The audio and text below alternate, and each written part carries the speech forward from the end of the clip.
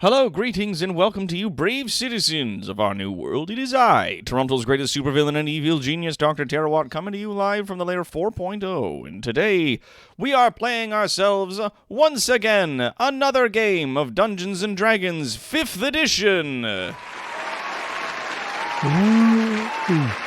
hello to everybody who's in the chat. Thanks, Squad.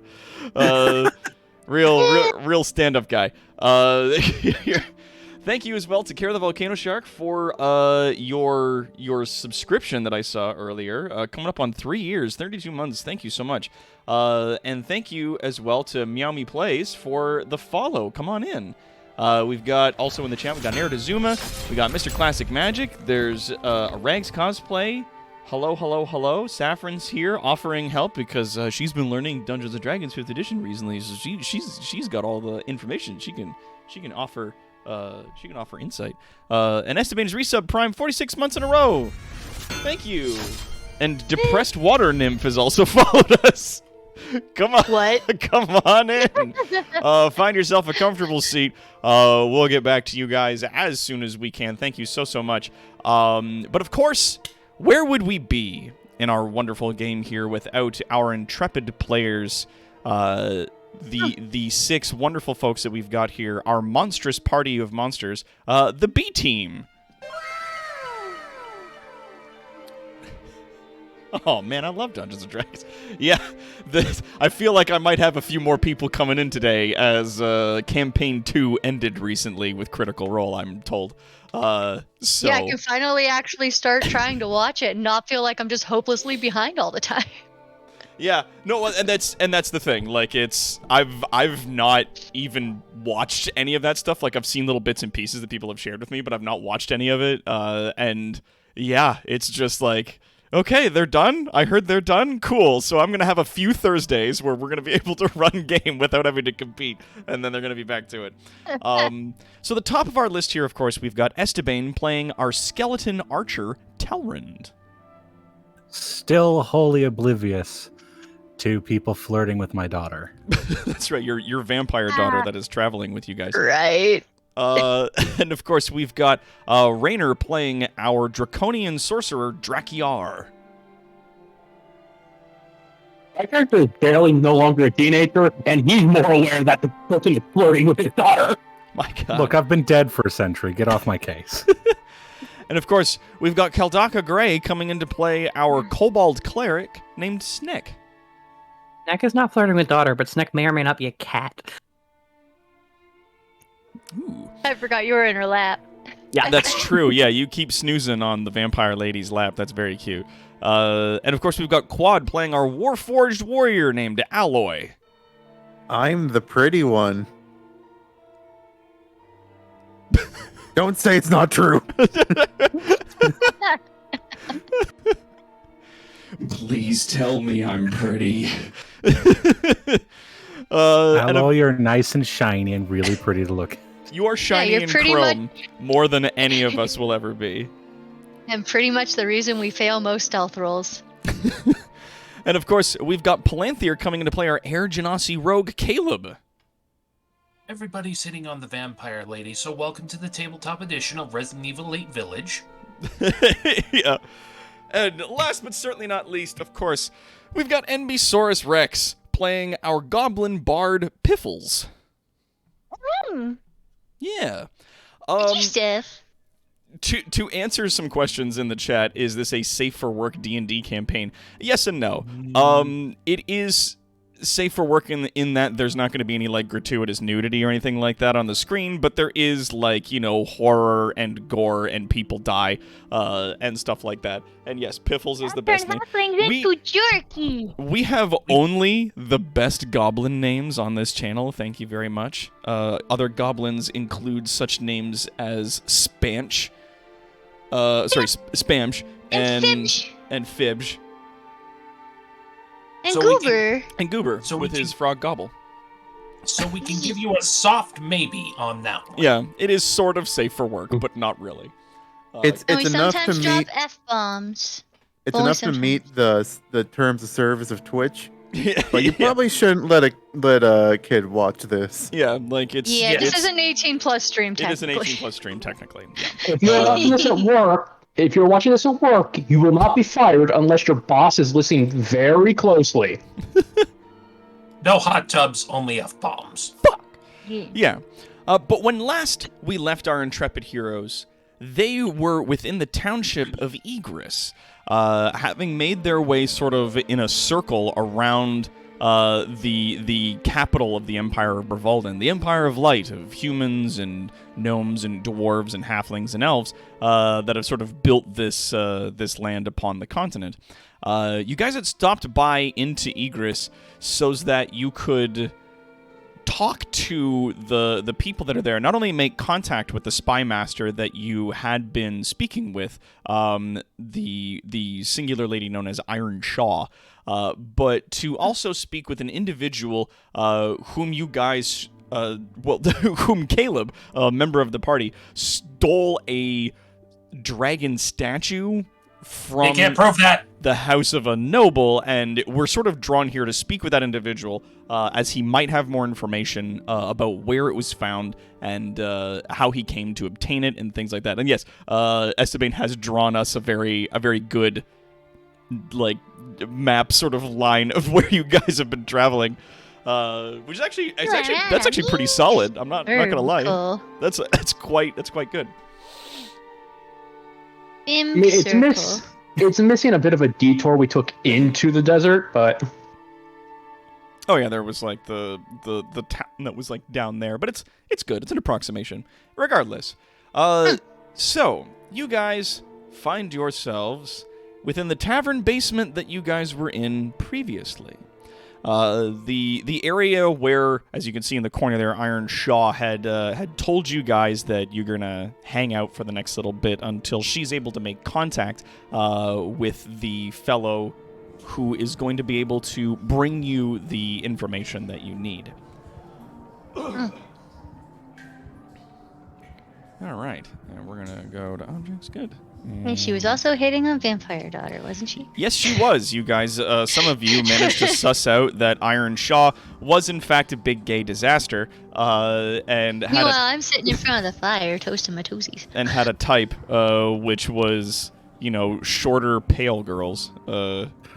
If I remember correctly, Talrund rolled a natural 1 on his insight check. He did. I believe so. If he I believe understood so. what was going on.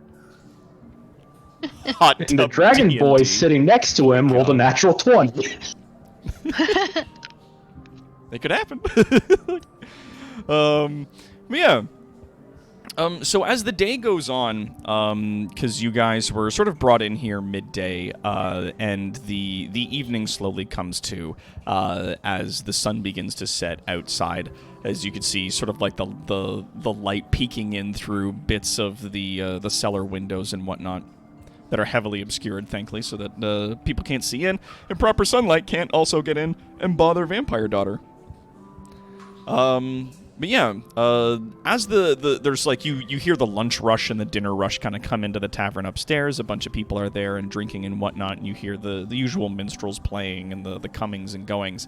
Eventually, Iron Shaw does return down into the tavern with a fellow, a human man, who has like very, very striking, very rigid features. He's not dressed particularly well, certainly not like you would expect a noble to be dressed, but like, he is wearing a sort of like a button-up shirt. It's tucked into a nice set of pants. He has very clean-cut hair and a very like well-trimmed mustache and very sharp features. As she sort of like not pushes him down the stairs, but sort of like nudges him into the room with the rest of the people that are there, he sort of wildly looks about to see everybody mustache to see everybody who's gathered there, and you see like Iron Shaw nods to him and then nods to everybody else. You see this gentleman enter the room. Smashing. Smashing. He kind of offers a polite bow. His eyes wide open. Everybody do an insight check for me. Wait a minute. I stole a statue from Nigel Thorpe. Yes, your backstory Goddamn may include that you Nigel. stole a statue from Nigel fucking Thornberry. Doing an insight check. See, Insight. I don't have any of this. This is my best Your stat. backstory is getting so crazy. Yeah, nope. I don't wow. have any insight. I'm eating Bam. flowers by the fire. Caleb's on the nose. shoving- Caleb has seen this guy before.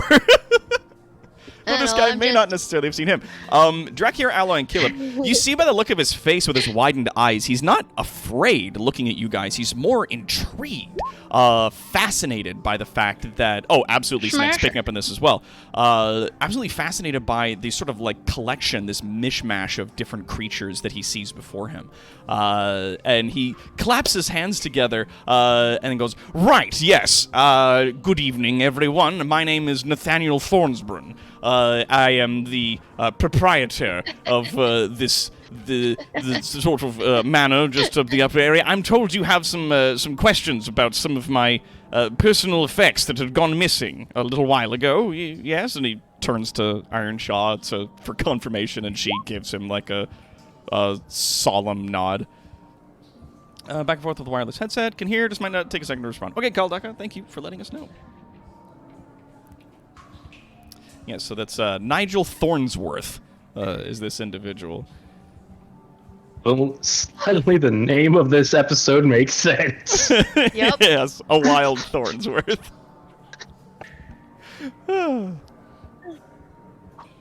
As soon as I thought, I'm like, oh, Nigel Thornberry's coming out. Yeah. Unfortunately, it seems you've caught me in a bit of a sticky situation. I'm having a few troubles at my establishment, and I believe I may actually require the services of a traveling group of adventurers such as yourself. And, of course, there would be ample compensation if something like this does interest you, perhaps. Hmm?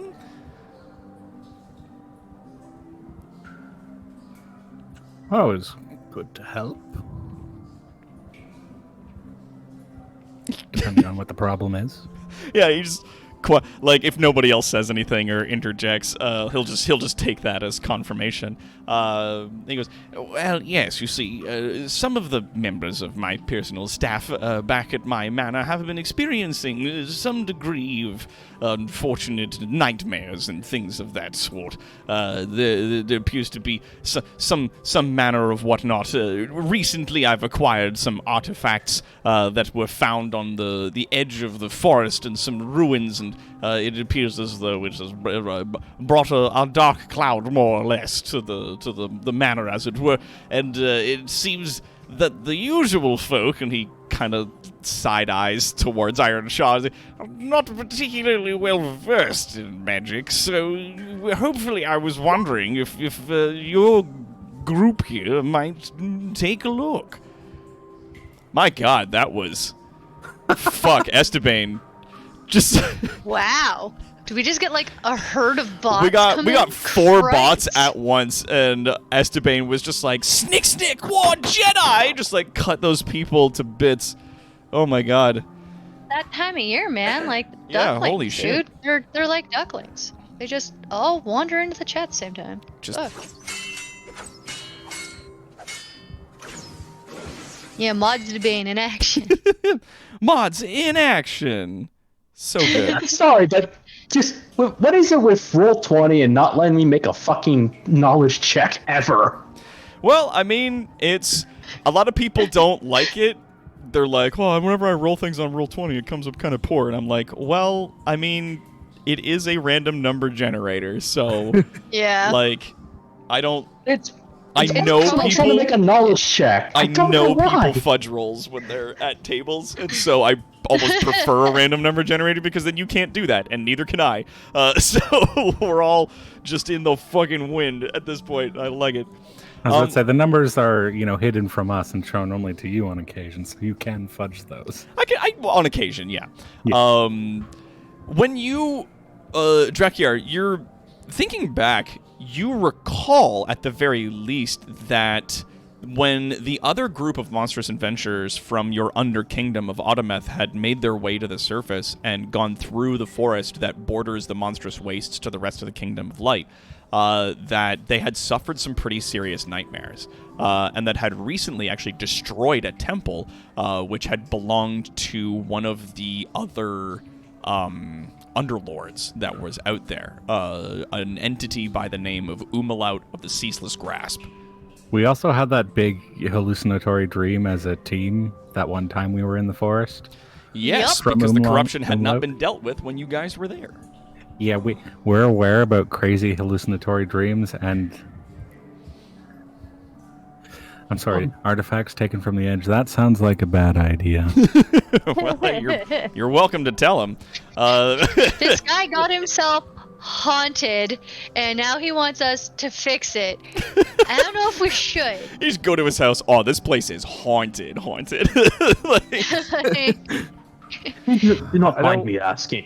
Do these No, dreams? this guy made of jerky got himself haunted. We could save him, or we could have jerky. Fuck. You and your goblin. There will be other jerky, and as much as he might deserve it, I really don't want to leave any stronghold of, well, Umlaut or most other underlords alone when we come across them. Mm-hmm. If I may ask, Yes. in these dreams, is there any dark entity that identifies itself? Not necessarily with the identification, no. There is, and he sort of nervously tugs on the edge of his mustache. There's talk of, monsters made from twisted flesh and tentacles and the sort of thing you're not allowed to really talk about in the open public establishments and things of those sorts. He sort of looks about. Sounds like the Skeleton King again. And don't forget that our friend Byron was also a human twisted by Umlaut. Oh, Bodak. Yes. He got his, druidic shapeshifting was morphed.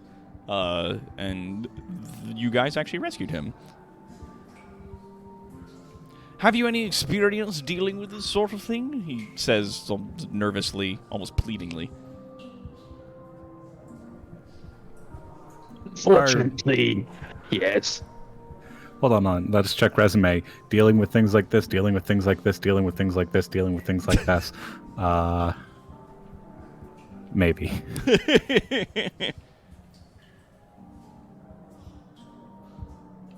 Oh, mercenary pen, boo. You need to fix the haunting for seance. So this might be another false king. One of the ones we've encountered already. Raises his eyebrows a little bit at that. False king? What's his business? Snack, you remember that guy that you were carving, fuck you Umlaut into the trees in the forest? Yes. That guy. Umlaut. When do we leave? He looks confused. He says, that's not a name I've heard before. This is But it's a thing information like that- Umlaut. Yeah, it is Umlaut, probably. Or But it even if could it's not, it's a thing like Umlaut. Yes. Okay, when do we leave? Relatively shortly, probably. Well, indeed. I think that we could easily have you over to the manor by the cover of darkness, if you would prefer. The staff has been removed from the building. If you could just give it a once over, do what business you need to sort of suss that business out. Magic such and such, and he sort of gestures to Drakiar. Then yes, I'll be at that point. Then, as long as the majority of my property is spared, then I'll be happy to answer any questions that we can about my missing property, as it were.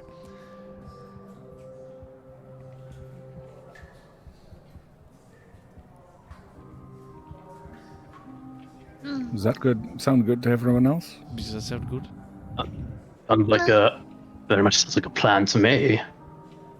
Also, to answer your question, what exactly umlaut is there's a this is not information that is common in the Bright Empire, is there's a large number of powerful and morally questionable entities that are trying to influence their will upon the world. If you've heard of like the Sunken Kingdom or the ruins of Ogun and how like the entire terrain has changed in those areas. You see that the mention of these places, his face actually brightens up, and he goes, "Well, actually, yes. That's precisely why I've been collecting these artifacts and trying to find out more about the strange changes to the topography and the geography of our great kingdom. As certain things seem to be going sideways in a matter of speaking. But I'm very curious about the possibilities of potentially finding out more through historical diggings about and what have you."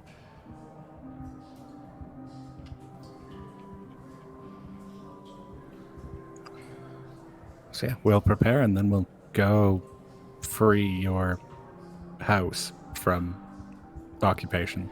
Good, yes. And he claps his hand together, smashing, and he walks upstairs. I'm going to go have a beer.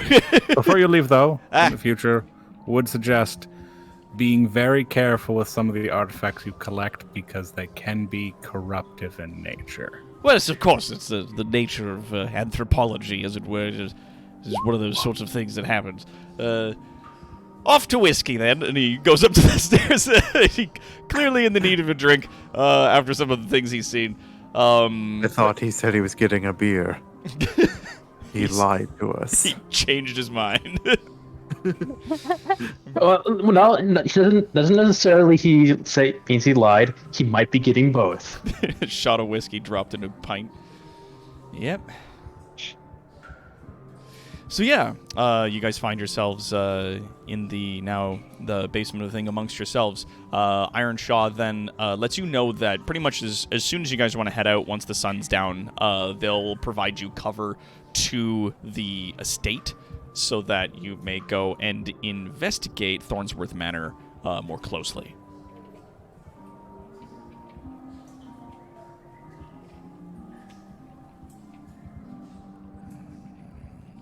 Yeah. Oh hell yeah! Thanks to Presswater Nymph. I'm glad. I'm glad that you. Yeah. Deathwatch has actually been super fucking cool about saving all of our streams and putting them up on a YouTube channel, just in case people want to go back and watch some of the stuff that we have done in the past, because only so many of them are available here on this channel. But yeah. So, is there anything else that you guys wanted to do before you head out? All our spells are ready. All our equipment is prepared. All right. I'm full on ready to go. I'm good. All right. And I so, have snacked. Ready for combat. ready for battle. And so, you guys make your way out to Thornsworth Manor. Let me see if I can find...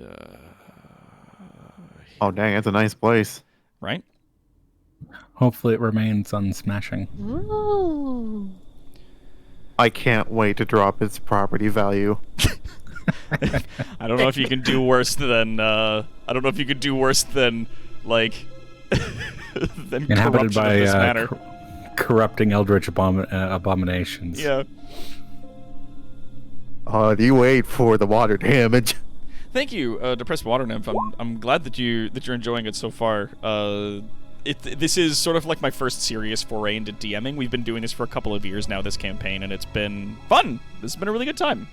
Oh, it's one of two campaigns taking place in the same world. Yep, there's this campaign, there's the A team who had some players switch out, but they're now going strong on their own campaign, which has been super great. But yeah, B team's been going good ever since they got started.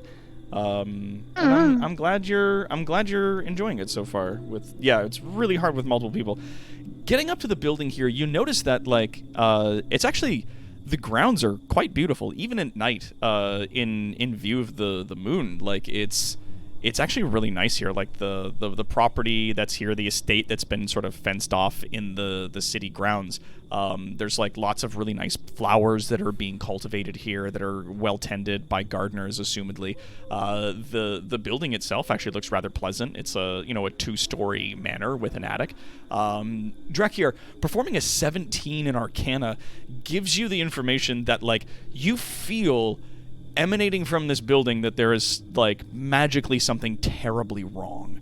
That you do sense that same corruption that you sensed when you were in the woods those weeks back, dealing with the nightmares and stuff that was there, and the twisted druid that you guys had found.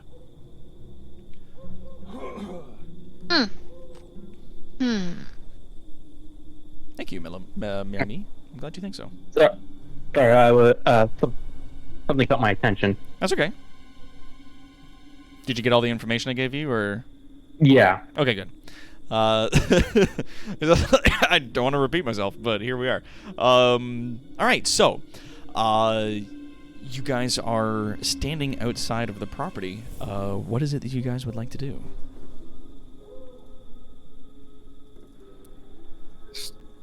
Do we need to sneak? Guys, do we need to sneak in this time? Not really. He did invite us in and said that It's true. the servants are away. But we're not sneaking in around him. We're sneaking in around whatever the fuck is all up in this place. Right? Should I cast Pass Without a Trace? Right? Oh, okay. Somebody said some stuff. Huh? Okay. Somebody causing some shit. Somebody was talking in Portuguese, to which Drakiar knows, and has thankfully I know enough. whispered I know me enough what that notice. means. So Yeah, I know enough to notice when someone's swearing. okay. Well, I mean, it is swearing, but I'm still gonna take it as a compliment. Thank you. Yeah. I did a quick Google of like copy paste translation. I'm like, oh, okay. A little Google Translate right there. Yeah. Yeah, because we've had so many bots in here recently. We gotta be yeah. careful.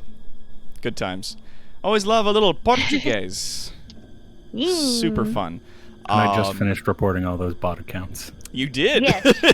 This has been Okay, but before we go in, Okay, yeah. level 3, Aid. nice. level 2. And at Nice. level 2, another aid. So everybody gains. How Okay. many temporary hit points are we getting? 10 Hold on, points. hold on, Yeah. hold on. Let everybody know the Um, temp HP that they're getting. Quad, Caleb, and Talrand each get 5. Piffles, me, and Rainer each get 10. Oh shit.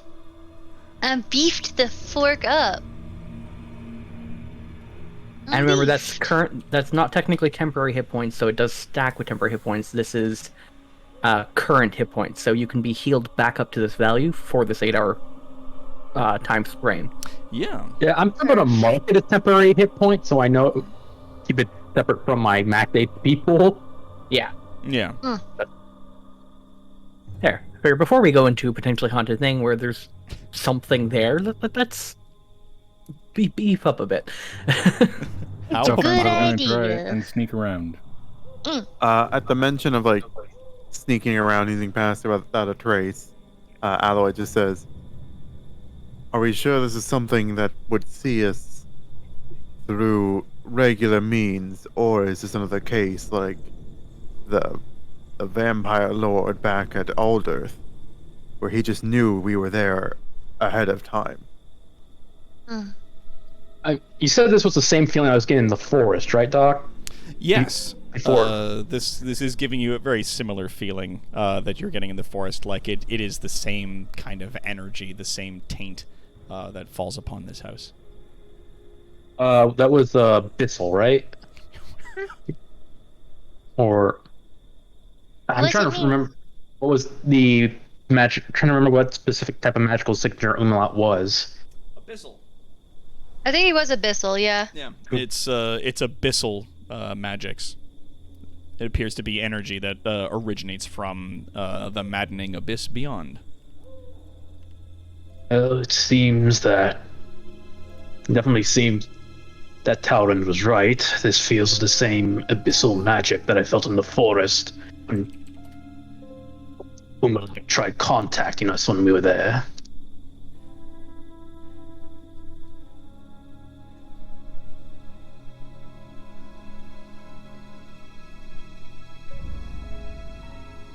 Anybody respond to that? It could very well know that we're already here. I'm neither here nor there about trying to sneak.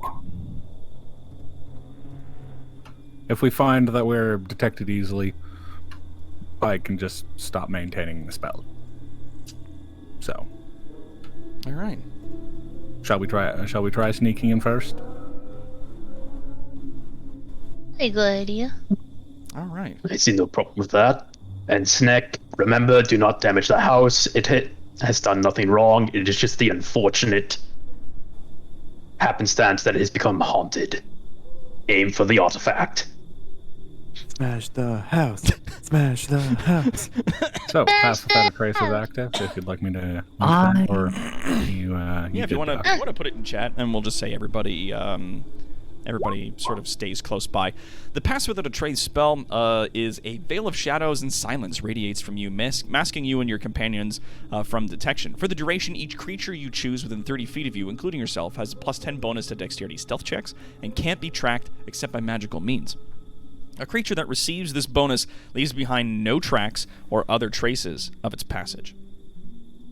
So you guys, without tracks, move into the house. I'm going to drop you guys on the map so that the folks at home can begin to see what's going on and where people is.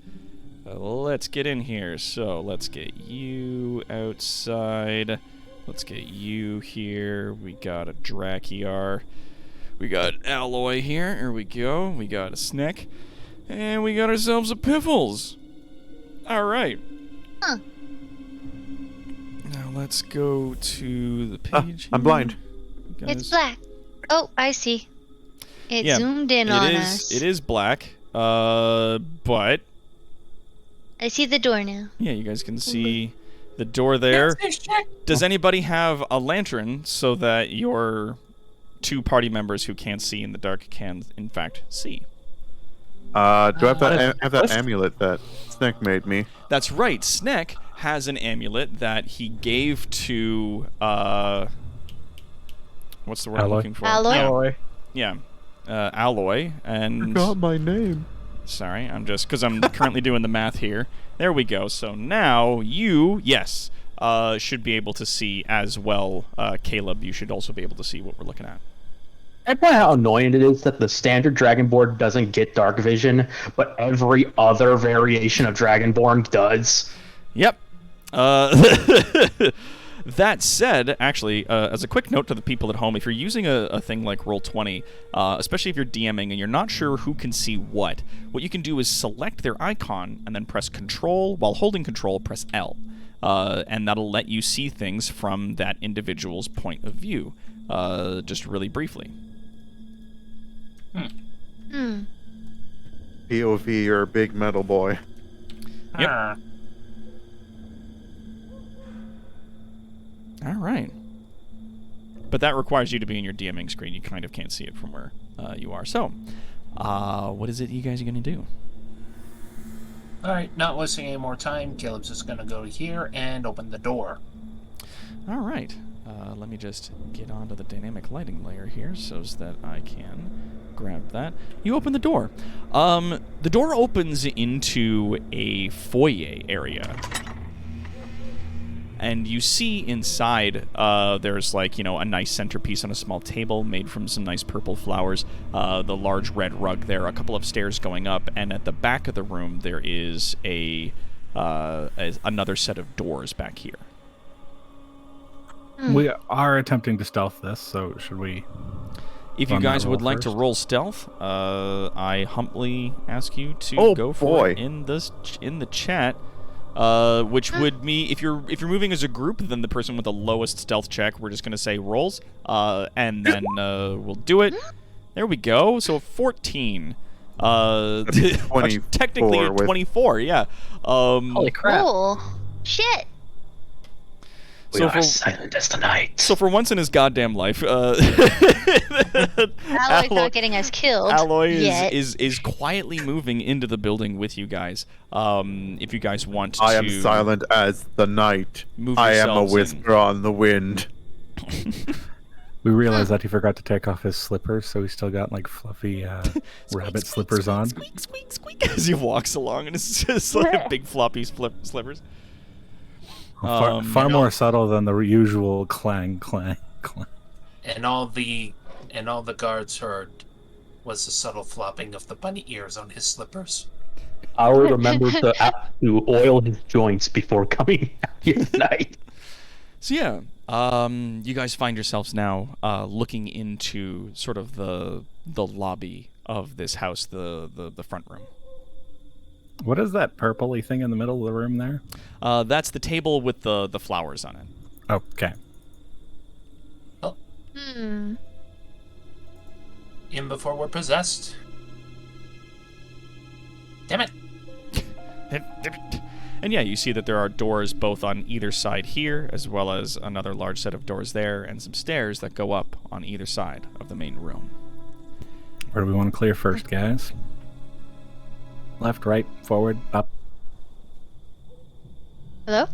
Oh wait, nope, that's the Nope. that's the wrong thing. Sorry, hold Oh. on. Okay, you just cut the music. I thought everything cut off for a second. It's fine. I apologize. All right. And so, Doc, can you drag Sneck in? Sneck I can drag in. Yep. And Piffles, are you coming in? Come in. Yeah. Are you And your I'm token? coming. There you go. Remember, if you've selected your token, you can also use the arrow keys on the keyboard to move your token around. What? Ooh! Oh, Yeah. that's rad as heck. I'm running around all over the fucking place. I was today years old when I learned this. Oh, dang! How long have you been playing with this system? You didn't know. That's fine. A few years Hey. now. And I'm an internet wizard and I didn't know. Yeah. Try not to go through the walls, please. I'm not going through the walls. I'm just going around in circles. I checked. It actually obeys the walls. They won't let you go through them. Okay, you Yeah. can't. That's fair. You gotta get a better mic, Rainer. I can barely hear you nowadays. You're coming in wicked muffled, but that's okay. So what are you guys gonna do around here? Are you guys gonna try to check the rooms? I'm gonna Attempt take to a look peek at into this the room. pause real quick. Yeah, roll me perception. Mmm. Wait, I want to do this at normal. 13. It appears to be some lilacs. They've been Piffles immediately takes them out of the vase and starts eating them because lilacs are delicious. Well, Not that. there you go. Or rather, sorry, not lilacs, they're lavender. With a 16 The lavender is perception, delicious too, but you can eat lilacs. Lilacs make a really tasty syrup. you don't hear anything from the other side of the door. I open the door and I'm eating the to see lavender. what's there. All right, so opening the door, you do see that it appears to be a study. The room where Nathaniel had been sort of collecting most of his written works. There are a number of shelves across the side here, like bookshelves, which contain a number of tomes and other different like curos and statues and whatnot that have been placed around. You do see on his table he has like a few active things that were in the process of being written, as well as what appears to be like a large sort of stuffed bear in the corner of the room. Drac here. Anything we should be suspicious about with the curos or books? Let's see what I know. Holy shit, it actually let me roll something. All right, so with a 24, looking over the books, you see that there are a number of historic texts that he's got here. Nathaniel is definitely an anthropologist. Caleb, you recognize this room as the room you definitely snuck into to pilfer the first statue those years ago. Allegedly. Allegedly. Yeah, Drakir, looking over the tomes, it's a lot of historical texts. So you see things like discussions of the kinds of clothing and fashion styles of elves over the years. You see the discussions of the old kingdoms that you've not heard of before. One of them mentions the kingdom of Ogun, and a few other things talk about like the sort of supposed races that once inhabited this land like many generations past, that appears to be a lot of speculation. There's also like a number of curos and things like that on the shelf itself. You're not seeing though any what's what I'm looking for. You're not seeing anything there that's talking about specifically what you're looking for. Like you're with your 24 Arcana, like your sorceress senses aren't picking up necessarily a focus of the abyssal taint in the building, though you are still kind of getting like a strong ambient feeling of that. Does this desk have drawers? And if it does, do I need to roll investigation or perception to rifle through them? You can rifle through them if you want to do a perception to see what you find. 19. Okay. You see a number. Looking for shit. You see a number of papers. There are wax sticks. There is a number of like flint and tinder things in there for lighting candles. You see there's also Ooh, I'm taking those. All right, cool. Add a flint and tinder to your inventory. There's a number of candles in there as well. There's a number of wax sticks and stamps for sealing letters and scrolls. There's a lot of blank parchment in there. There's a lot of ink wells. And then there's a number of other sort of like letters and scrolls and whatnot. Boring stuff. I'm just gonna take the flint and tinder, and then I'm gonna be like, "Hey, Drake here. You like paper and stuff for writing things down because you're smart and do stuff like that? It's a bunch in this desk, man. Bunch. Get in on this So thievery. much paper and ink, dude. So much paper and ink. I feel like we're Yes. getting to the point of phasmophobia where we're just taking stuff out of the house and putting it in the van. I can easily acquire This this won't stuff haunt it. I need without. to take it for evidence. The shelves for shiny shit that I can put in my pocket. Oh lord, this is phasmophobia. Piffles, I can very Yeah. easily get some. this is a house of somebody who's probably a friend. Please try to keep the looting to a minimum. Ooh, but also, we could blame it on ghosts. If What? Ghosts take shit all the time. I'm Is the that what the thief, other goblins tell you? I And- suspect. no, but I know that people are made of dumb, and they'll believe that. So whatever. He's If scared I- of a ghost in his house. Come on. if Piffles, I- this is potentially a friend. Please don't steal everything from him. Fine.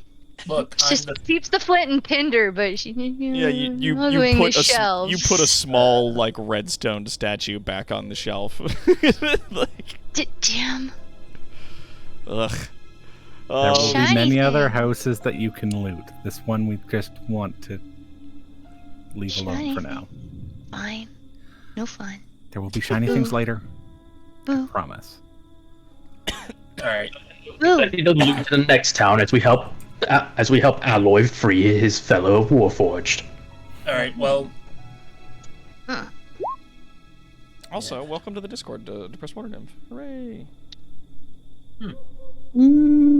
Yeah. All right. So, heading over to the other door that's on that side there. Once again, listening with a 16 perception, you're not hearing anything on the other side of it. You hear like what sounds potentially to be like a smoldering fire. Opening the door, you find that it's a sitting room. So there is one Ooh. table in the corner that's got a number of cards laid out on it. Apparently, some people were playing cards. There's a couple of seats next to a hearth, and another 2 seats next to a table there, which has a couple of glasses with what appears to be like sort of the remains of a bit of whiskey in the bottom of them. And some plants in the corner there. Some rather exotic-looking plants. Given how tough the lighting is, I am taking out the one torch I kept in my pack, Okay. and I'm lighting it on one of the wall torches so I Okay. can see. All right, dope. I will give you light. Token emits. How much is a torch? 20 and 20, I think. Yeah, I think it's about yay. Here you go. There. Now you can see. Oh. To an extent. Sort of. Yeah. I'm not so fond of how much you two are lighting up the room, but you know. Is what it is. I can blow it out if needed. Turn up the bloom. More. Can I identify the plants? Yeah, roll me, I'm gonna say nature. Nature? Okay. Yeah. Because you're a hunter, you've been around the woods. You know what? I know nothing about nature. I'm a survivalist. Yeah. Not those woods. I was gonna say, despite the fact that you've that was a bad roll, I can tell you at the very least, you've never seen plants like this before. That these Doc. are wildly foreign to you. That you've never seen them, at least in the forest where you used to hunt. Okay. What's up? Yeah, I was gonna say where Estimane is right now. That's a door, isn't it? Yes, it is. There's a door there, and yeah. Well, I was gonna see if I can do perception on it, but it looks like someone else beat me to it. Yeah, I go was up. checking the plants. You go first, Caleb. Scooch up, roll perception. Thank y'all. All right, bam. Whoops. An eerie silence falls over the door as you approach it. You don't hear anything from the other side. The door does not appear to be locked.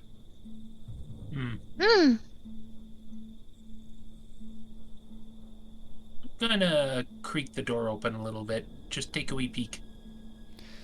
Yeah, let me just get back to that layer. Yeah, peeking through the door, you can see that it appears to be a room meant for entertaining guests as well. There's a number of sitting areas and a piano. The candles and the wall sconces appear to be still lit. As you approach that area, you can see that there is like sort of an amount of light still being produced by things. Piffles clambers all over the piano a little bit. Yeah, it's a thing that does the music, and I'm a tink on it a little bit, but I don't know much about this kind of piano. I'm used to the little ones that hold my hand. Roll me a performance check. Just imagining it's like Okay. so very eerily quiet, and then suddenly, bong. And then suddenly, do do do do do do do do do do do. Yeah, you play a happy little jingle on the piano, and it plays along very well. This is potentially the most well-tuned instrument you've ever touched. All right, so I'm This gonna. is like better than sex, guys. I wouldn't know because I don't do that kind of nasty garbage, but this is better. Such as I'm gonna turn garbage. to. I'm gonna turn to Talron and say, "We're supposed to be sneaking, right?" But Please don't play music while attempting to sneak, Piffles. that's Piffles like is, music. so apparently Piffles is confirmed We are asexual. attempting to be Yes. stealthy. Yeah, she is the asexual bard. Got Mario 64 flashbacks. I Piffles remember plays the good old- piano. That tickles. Everybody's just like, get out of the house! Like, runs. Remember the good Gotta old check to days see when- if it's ghosts.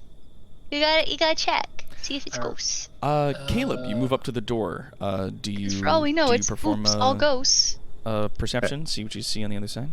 Actually, I think Oh. Talron beat me to it. Yeah, Joe with a 22. You do hear the sounds of another hearth from the other side. This one apparently seems to have a little bit more wood on it, but other than that, you're not hearing much. I was just gonna say, while Piff was playing the piano, Caleb's just gonna say under his breath, "I remember the good old days when I worked alone." Go on through the door. Opening the door, you find this to be a dining area. There's a long table here with a large hearth that you can see actually doesn't Oh, end at shit, that I wall. went out the window. There we go. Jesus Christ. It's Didn't mean to. the hearth itself seems to go through to another room on the other side. You can't quite see what's through there, but there is still some wood burning on that area. The plates that are in this room are all clean.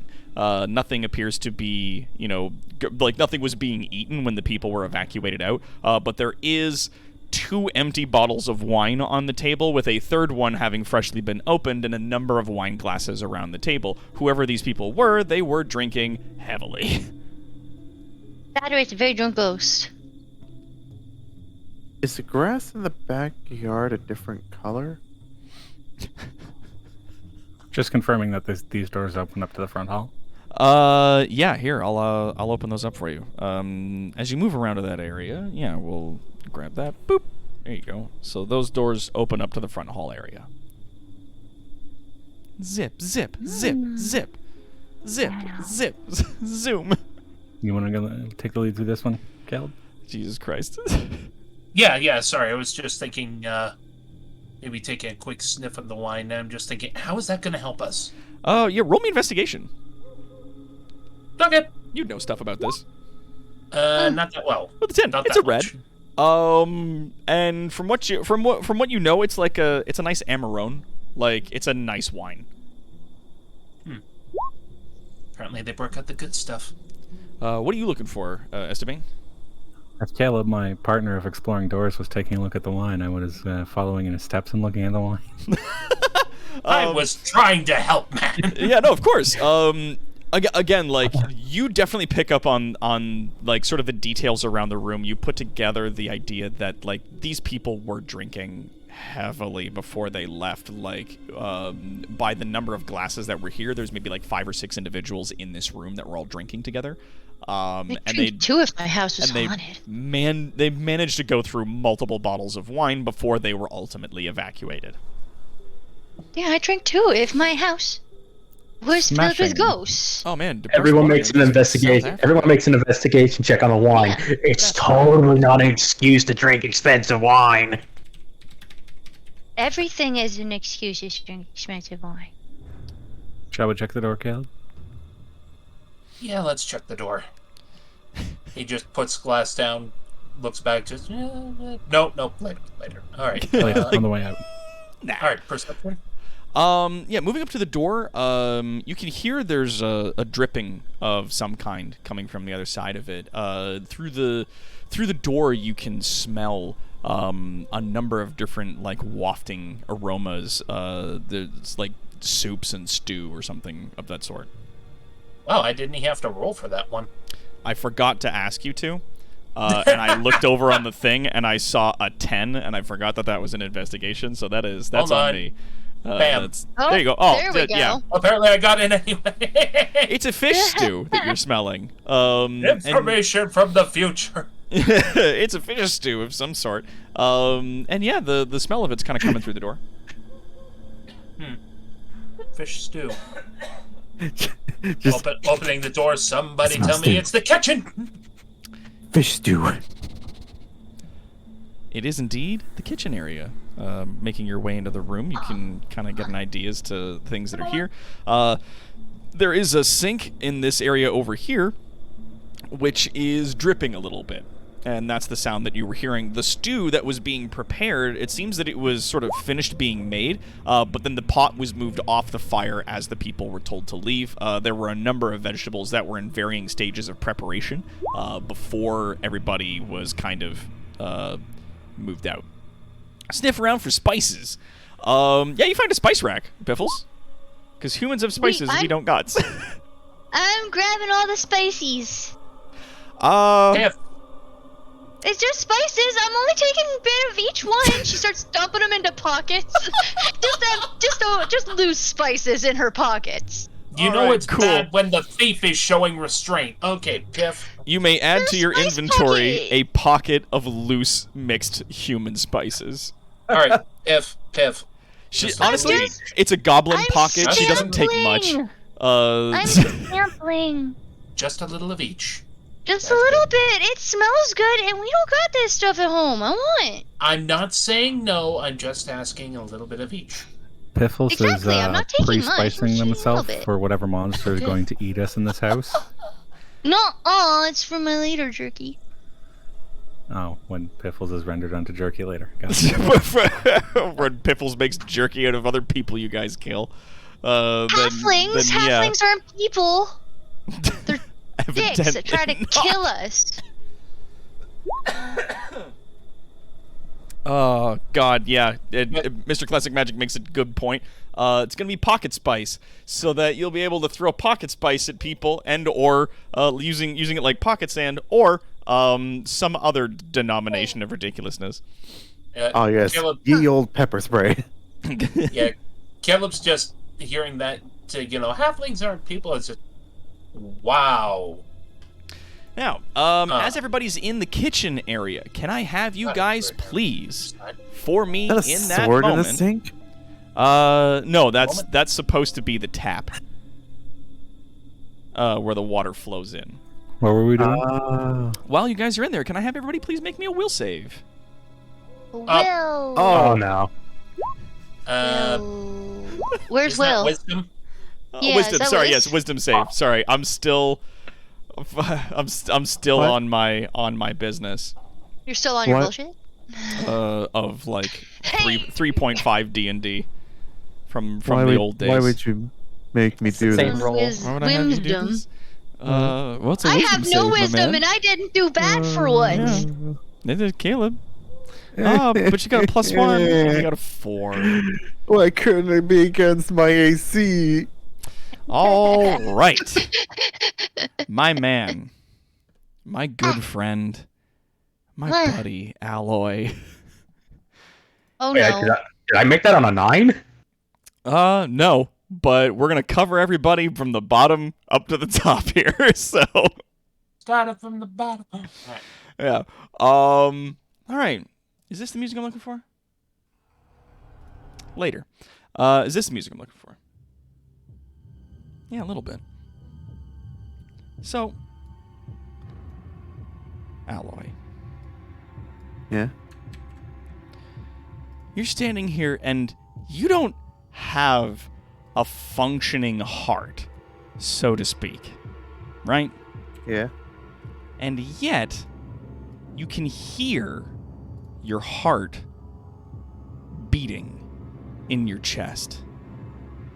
You hear this not even necessarily like this movement or this motion, but you feel in your chest this thumping.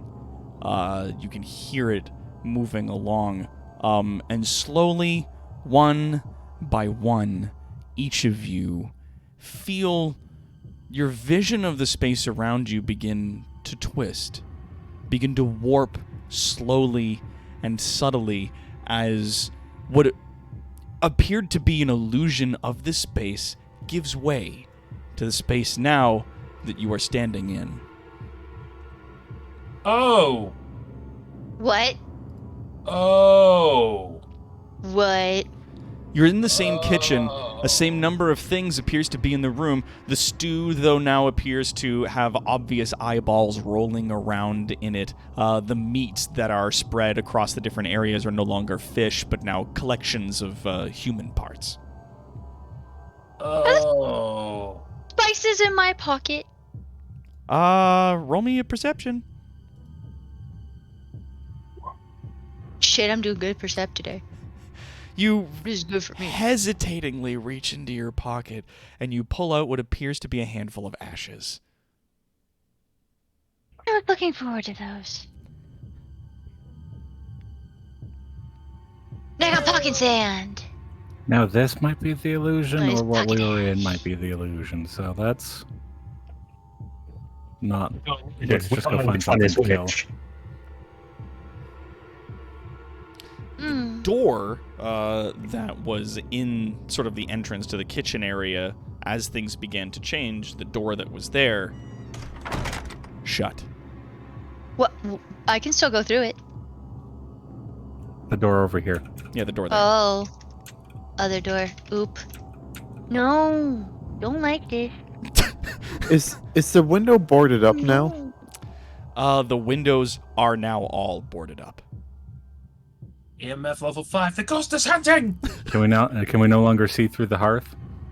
You can actually still see through the hearth, though there is a small fire in there that is burning.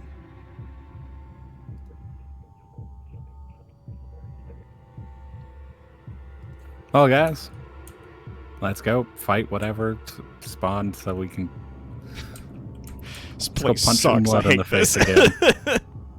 Hmm. Hmm.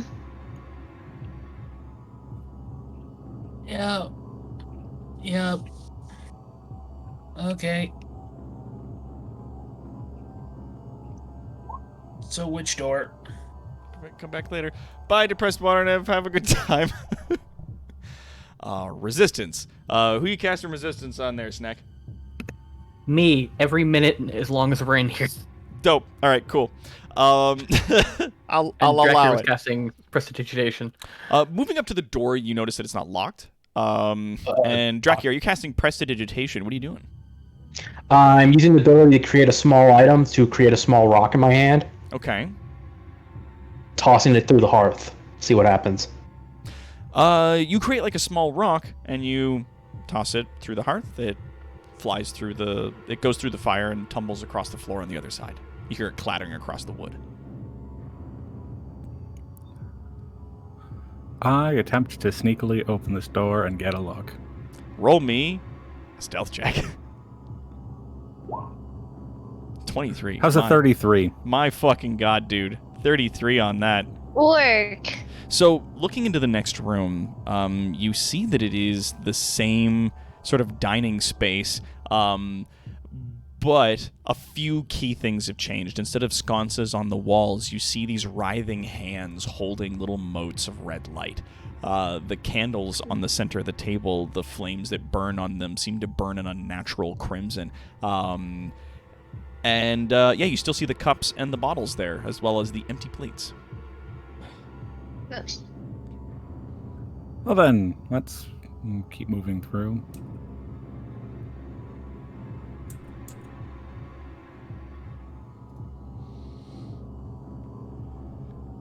Do we want to retrace our steps anywhere, or do we want to go upstairs, the one place we haven't had a chance to look around? So the hands that are holding the fire, are they Yeah. moving, or are they like moving, or are they just like sticking out of the walls? Like, Roll me an investigation check. well, like, because you just said there were hands holding lights, and I'm just like, Yep. How though?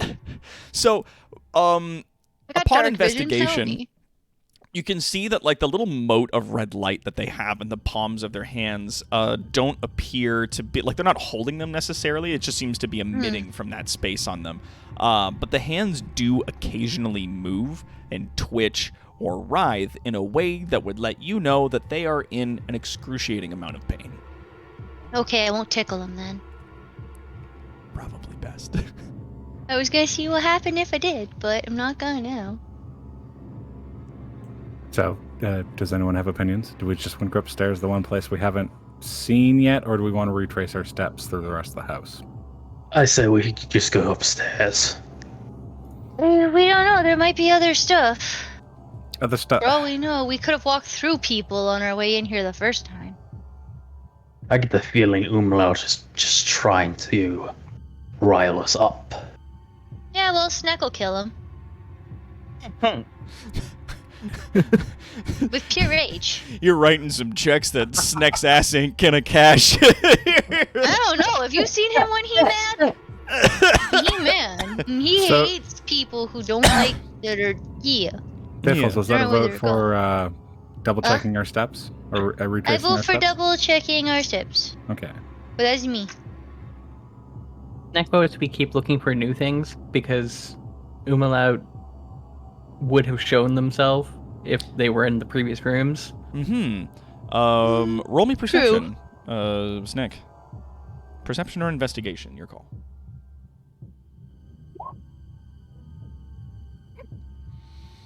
A 9. At the very least, that doesn't look like wine in those glasses. Gross. Woo.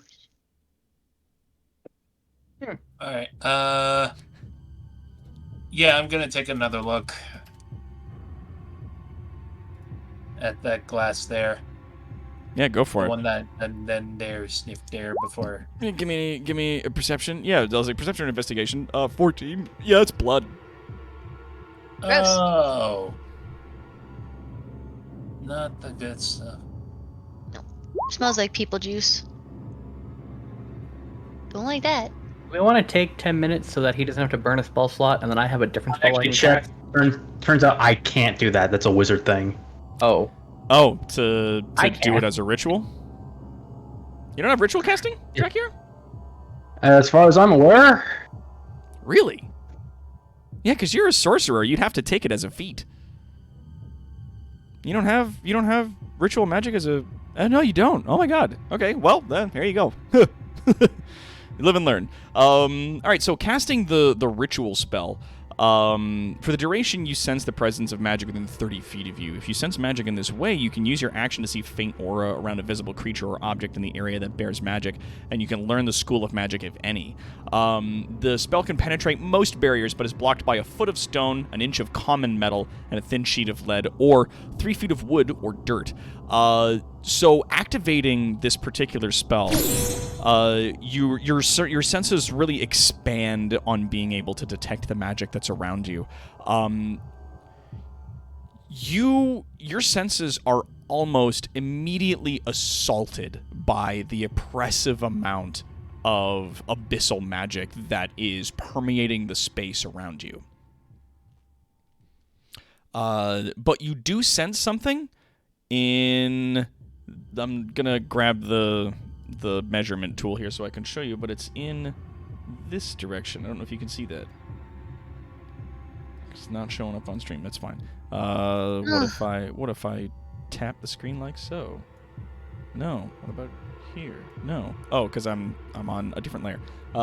This way. You feel something coming from like this direction, down that way, though it's really hard for you to pin down. Okay, let everyone else know.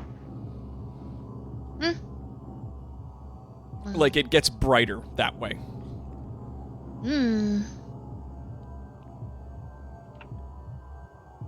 Shall we retrace to the main hall, or well, let's go retrace this way, whatever. Okay. Yeah, if you want to go in that direction. Moving up to that door, you open it, you see, again, you are in the entertainment room, but a lot of the decor has obviously changed.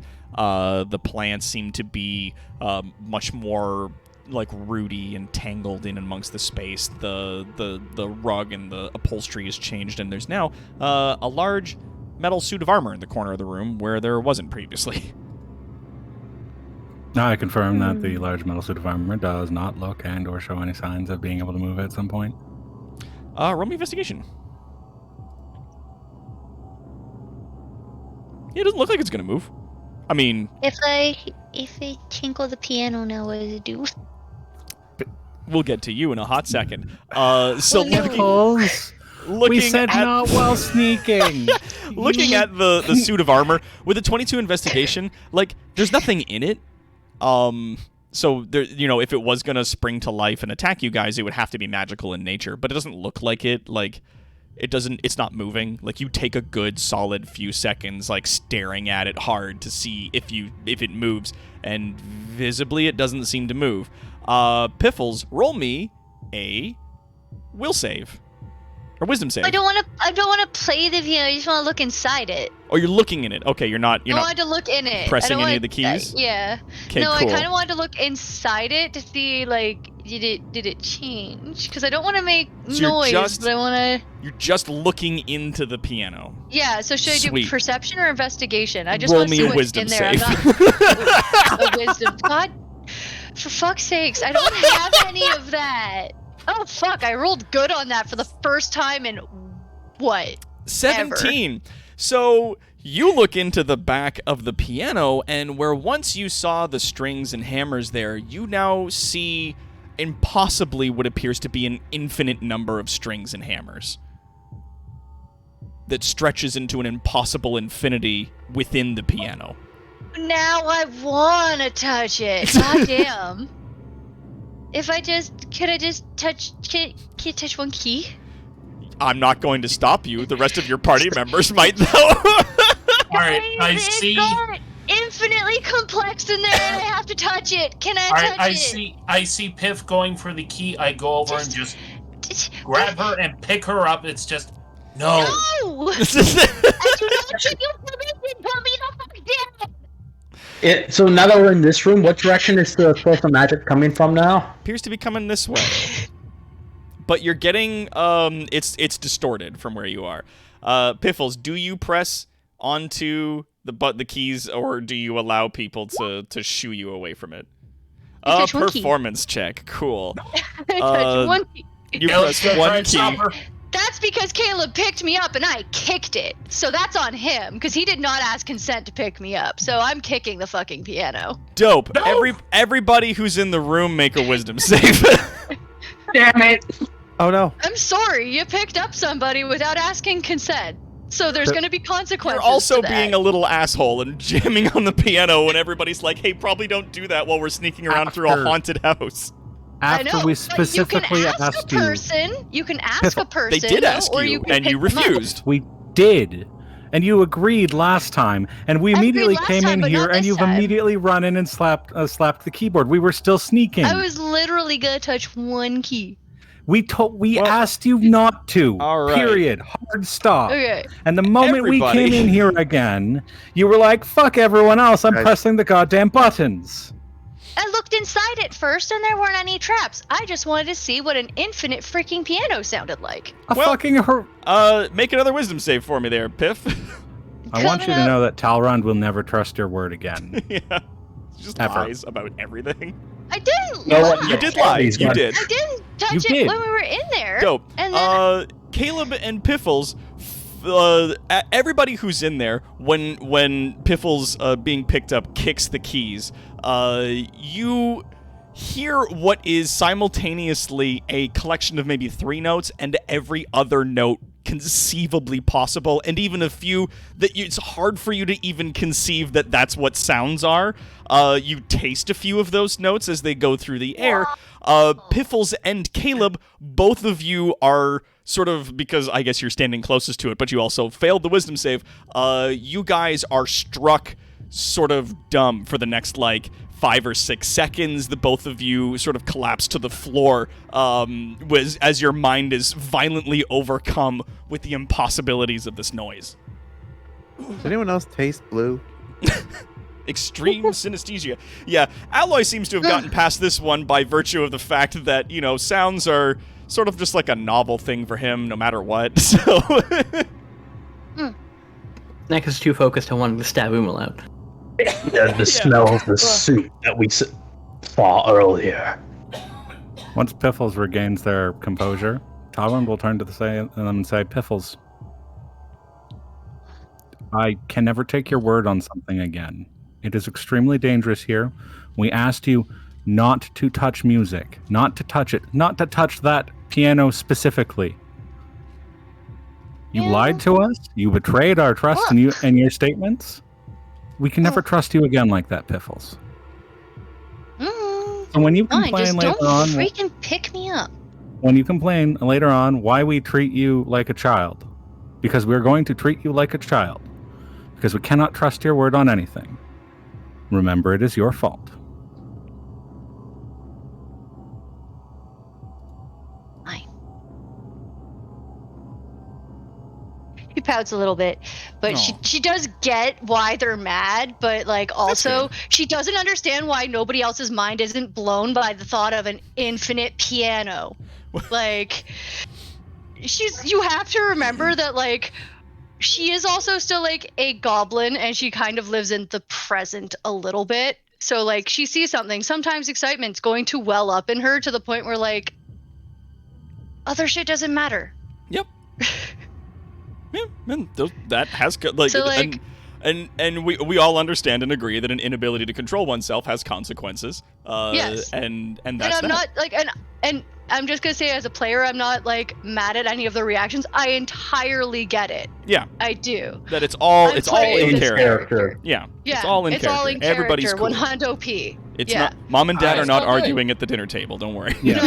No, I I just wanted to clear the air there. I understand why people are mad. People are valid in being mad at her for this. Yeah. 100%. I would. It's like when Snacks tried to stab a god.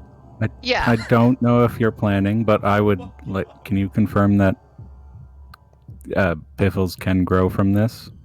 Oh, she can definitely grow from this, and she will. She's just Okay. being a bit of a shit right now because, like, she saw something she's Yeah. never seen before and was just overwhelmed with, like, the urge to see what it could do. It was an impossible instrument for sure. Well, Biffles. exactly. I'm sorry, Caleb had to pick you up, but because we can't trust you on things, it's going to happen again. Okay, I can't guarantee I won't kick people. Oh yeah, that also It's called reminds me. consent. Both Caleb and Piffles, you guys took 2 psychic damage. Okay. But yeah, Continue to fight us like this, Piffles. Like, we can't take you with us. I wasn't trying to fight. It's an infinite piano. Look inside it. I know, it's really interesting. It's cool. That's fine. But you lost you lost your in that moment of cool and potentially got us it got us hurt. You hurt Caleb. I can't find it. Just You hurt Can we just go yourself. find Umlaut now? Caleb's on the ground, like with his pinky in his ear. Maul. Maul. And it could have been way, way worse. We got lucky. Yeah, And so but if we also, take like, you I with didn't you know if and- it was gonna make a sound or if it was going to make, like, it made sound taste. What if it didn't make sound at all? What if it only made taste? Like, there were so many things it could do. I needed to know things. You didn't need Yeah. to know. Perhaps could- a discussion for later. We are Look without touching. in the middle of a dangerous situation right now. All right. I'm gonna say Caleb just sort of comes to his senses. Just Move on. Mm. All Are you right. going to be okay, Caleb? you know, things are going wrong when we're in a mansion and the thief is showing restraint, and he's just straightens himself out. He's just Nice. Oh, I got a hydrate from Mr. Classic Magic. Thank you. let's just go. We'll save this for later. All right. Opening the next door. Huh. I'm sneakily opening the next door. Yeah. You do see that the next area that's in there is once again the sitting room from before. The cards are gone. Most of the exotic plants are gone. The 2 glasses that were on the table visibly once again filled with blood. And the smoldering fire in the hearth is similarly still slowly going out. A lot of the decor and upholstery in the room seems to have warped and changed in such a similar way. The source of the magic seems to be coming from this room, correct? Yeah. Do me another Arcana check with your detect magic. Yeah, no. Yeah. I'm From magical guidance. Yeah, magical I guidance. am- Tap your interval spring. Yeah, go for it. Let me re-roll that. 16. Yeah. The source appears to be coming from the room directly above you. So, like, you're getting, like, a heavy distortion from where you're standing now. It's like standing close to a speaker, but, you know, there's no sound, really. You're just getting those, like, vibrations that are just pushing through your body. But, yeah, from where you're standing, it appears as though it's coming straight from above you. Oh. I mean, it seems we need to head upstairs. Whatever the magic source is coming from is in the room directly above us. Well, you heard the man, and with that, Caleb's just gonna peek out the door. Yeah, roll me stealth. Stealth. Sorry, I keep making gross dad noises. I'm still Meh. sick, still getting over it. With a 24, you're able to creak the door open quietly. Peeking into the next room, you can see that once again, like a lot of the decor and whatnot has changed. The doors are shut. You can see there's 2 suits of armor that are now in the corners where once there wasn't. Some of those like twisted hand torches are across the thing, but where once there was also in the center of the room a vase that previously contained some lavender flowers, there is now a candelabra with some crimson flamed candles there and a skull on the table. It comes in the door.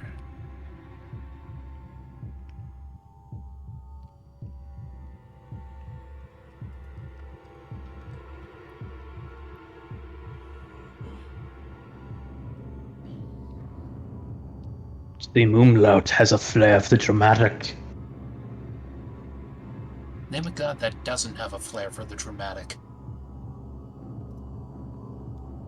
Alloy Sorry, is going false to god turns his head. try and like see if the front door is unlocked. I want to give you some kind of prize for making the attempt. But we don't. We're not using like inspiration points or anything in this system yet, so I don't want to suddenly start and try to like muscle my way through figuring that out right now. But the door is in fact stuck shut. As you sort of like try to move it in either direction, it appears as though it's like heavily fastened from the other side. Presumably, the door does not open.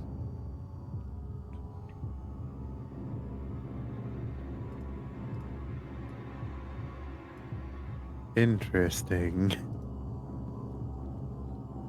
Let's go upstairs, folks. Let's get this done. All right, so you guys are heading up the stairs. I will quickly grab all of your tokens. Yeah, if you're going to put yourselves in a line like so. Perfect. I'm just going to copy that. Don't forget Alloy, who's off on the side. Who's off on the side? God damn it. Hello. We're just going to copy that. Copy that. All right. And we're moving. And paste. Hold on. Let's cram everybody back to where they was. Hup. There we go. All right. So, you find yourselves now in this area, heading up to the next level. You can see that there's a number of doors going in multiple directions.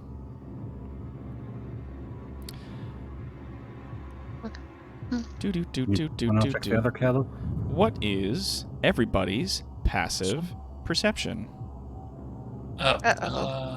Well, 14. 16. Passive percep. Oops. 13. Oops. I don't like those oops. Okay, no, that's fine. Oops. That's fine. All right. Oh no. It's fine. Don't worry about it. Oh no. Sorry, what was everybody's passive again? 15. 13. 15, 13, 15. 12. Anything above a 16. 15? 16? Okay, sweet. Mhm. So from the opposite side of the door, that is that space there, that you're standing right next to, Caleb, you hear what sounds like multiple people talking. But you're not really sure. You can't really make out what they're saying. So, here? Yes, in that room. You hear what sounds like a lot of different people talking at once, but it's hard for you to tell what it is that they're saying. Gonna crack the door open just a little and take a quick peek. Okay.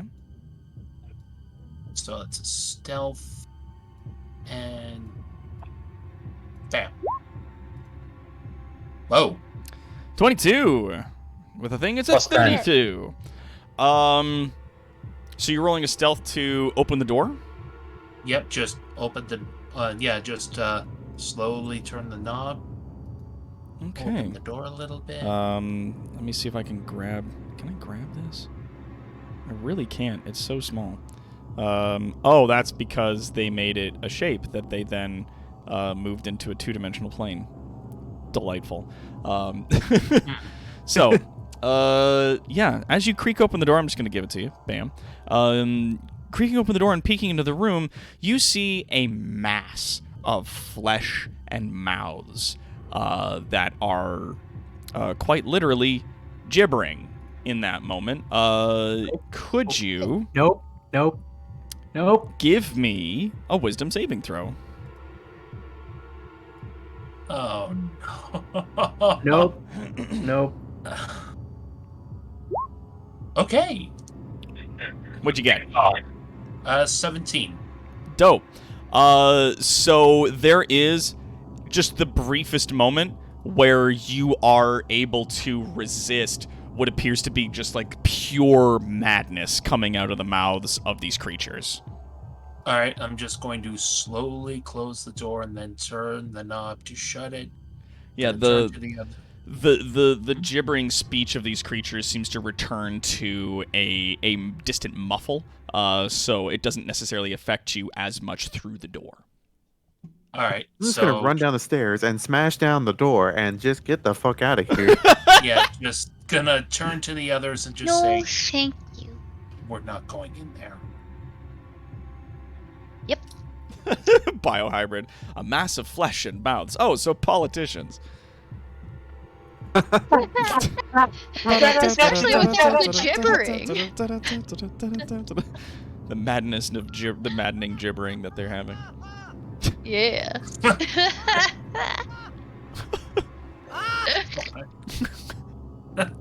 I like it. It's just that. And then that's it. All right. Dope. Is there anybody actively doing perception at this point, or are we still going by everyone's sort of Passive. yeah, like the passives?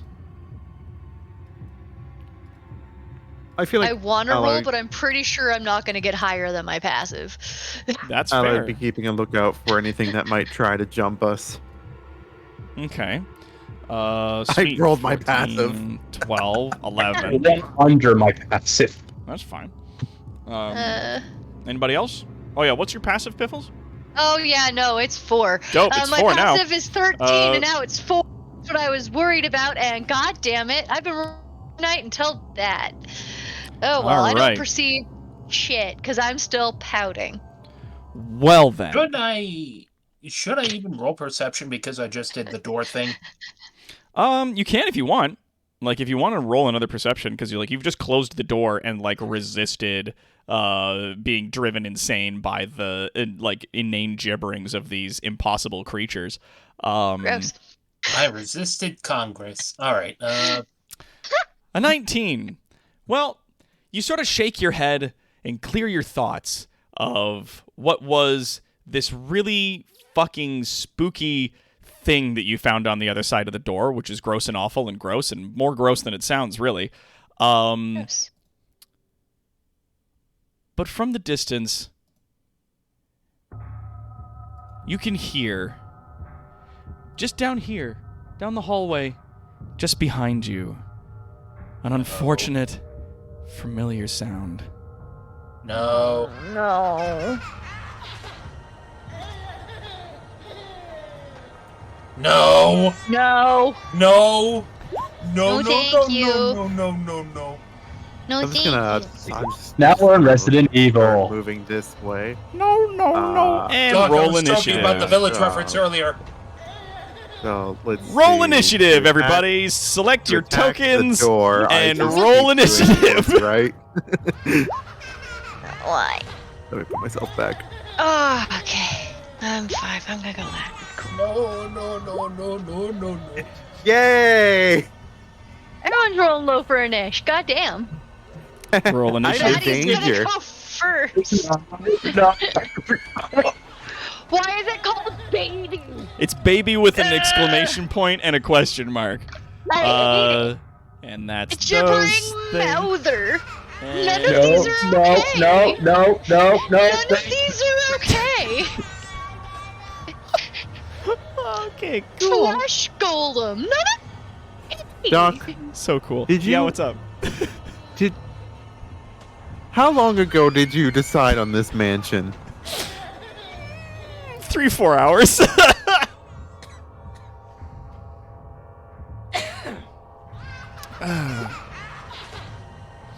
All right, so that thing comes out from around the corner. Can I mute the DM? All right. Awesome. So with that, No. It can stay right there. It can stay over there. I will give it 2 thin dimes to now fuck it off. does not move terribly fast. But you can hear as it sloshes and pulls itself across the floor, slowly towards your guys. That it moves up to Sounds that like point, squelch. and that's its movement. Drakiar, it is your turn. Gross.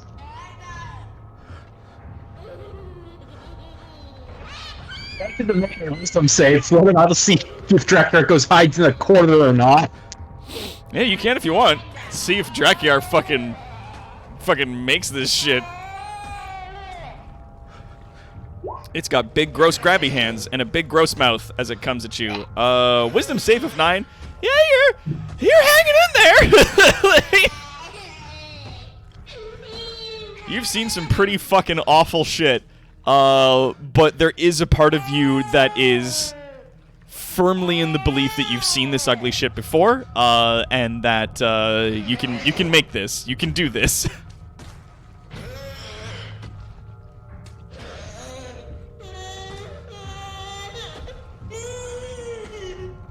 Stop that! God, I you hate stop it. that now.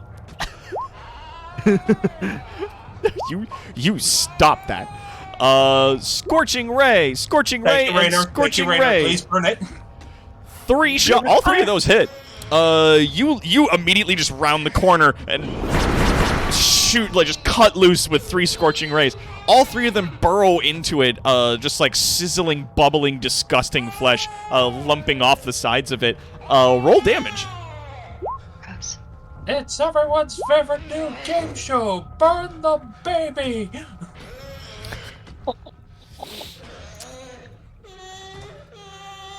Oh yeah, add 4 damage to that. Add 4 damage to that because I get to add my charisma to one of the missiles I fire off this thing. Alright, Dope. All right, so it's 6, 5, 7, and 1? 4. And 4? Okay. So then we'll round that. We'll say that's 10 22. damage if we add it to that. Minus 12 as well. Sorry. 12 if we minus the others. Or add the other 2 together. So all together. Awesome. All right. Yeah, your shots burrow into the side of this creature. Yep. Is that your turn?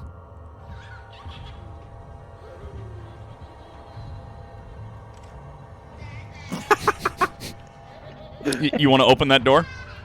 No. I am just moving out of the way so that it has to go through Alloy if it wants Alloy and Piff and Talon and all the others to get to me. Dope. Coward. I am the sorcerer. I deal damage. I do not take. Talrand, you're up. Acolyte's neck is on deck.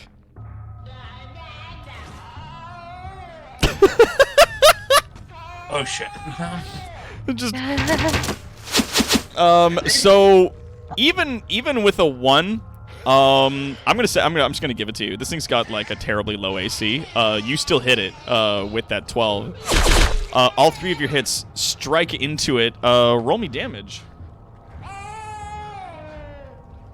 This will be interesting damage. It is maddening that on a natural 1, Mr. Talrand Classic rolled a Magic has 12. donated $40, screaming, "Doc, no, why Emma stop?" Classic Magic donated 40 Canadian dollars. Doc, no, why stop? I'll give you $40 to fuck off. I'll give you I $40. request, The fuck right strength off. save from the baby. Strength save from the baby. Otherwise, it starts bleeding 1 HP per turn. Well, now here's the thing. This is all piercing damage. Am I correct? Some of it is. All right. Uh-oh. But the arrows. he doesn't get damage resistance because this is my whisper bow. It is a magic weapon.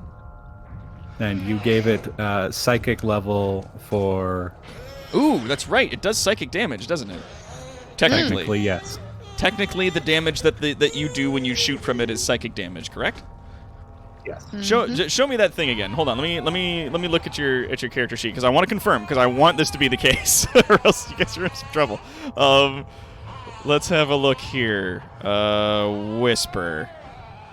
Nyeh. Okay, the damage. Yeah, it just says that it's just piercing damage. I have to have given you like a thing for this, like. Your attacks in your with this weapon inventory. deal psychic damage instead of any other kind Oh, of there it damage is, they way would down deal. there. Yes. +1 to hit, and oh god, there's so much.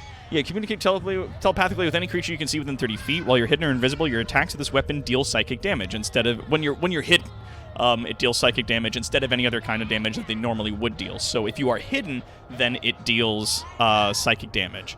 Didn't know I was you doing. were not actively hiding when it came around the corner, or were you guys still stealth? Stealthy and sneaking. Were you yeah. guys still I being had my stealthy? spell up. You know what? And breaking stealth only happens when you attack. So I'm going to say that you were still stealthed, and this bow does allow you that if you do hit the target, you remain stealthed. So, yeah, I'm going to say that that's all fucking psychic damage right there. So that's what? 30, 44, plus 1 necrotic. I rolled crap on my fancy arrow. That's okay. Plus one pierce. So altogether, what is that? Math that out for me.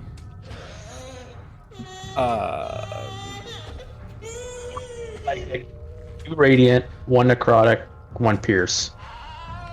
What was that? Sorry?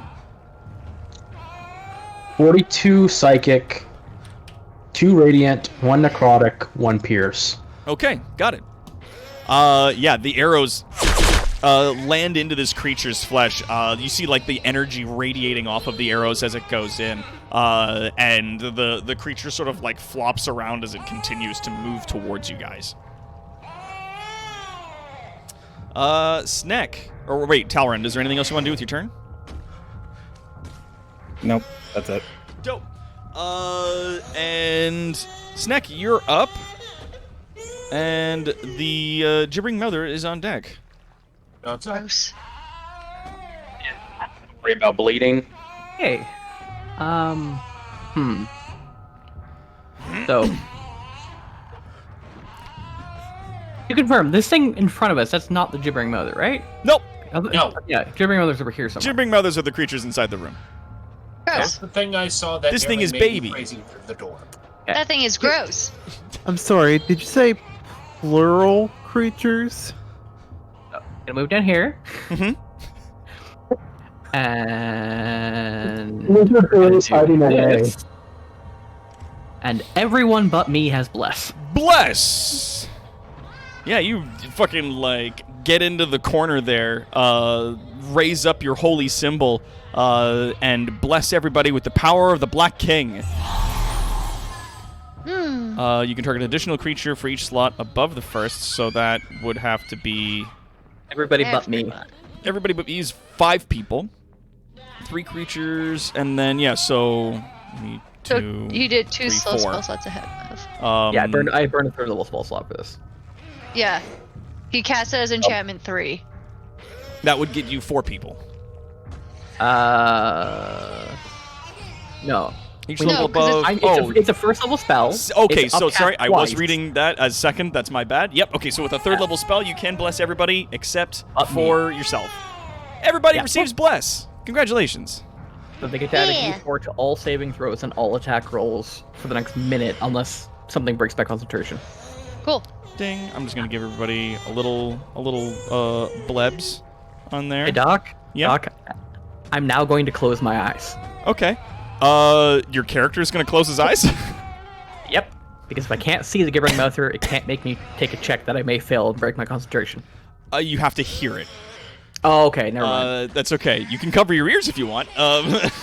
Yeah, I could do that. We'll do that just as well. Because you see, like, I don't. There's too many shit going on. I'm gonna just like cover my ears and be like, nope, nope, nope, nope, nope. I gotta focus on the spell. See no Like, evil, hear no evil. Yeah. You just I'm covering my ears and blocking everything else so I can focus on the spell. Absolutely. It is now their turn. They attempt to make their way through this door. Caleb, if you could please make me a strength check. Oh boy. Alright, bam. Strength Better than I can save, do. 13. Plus 1d4 if it's safe. Add a d4, because it's a save. Oh, Welcome to Bless. You have blessed this mess. 14. Dope. All right, let's see what happens. Cool. The creature gets its like weird teeth-mouthy tentacles around the door, and manages to wrench it open away from you. And that Right. door is now open. Gross.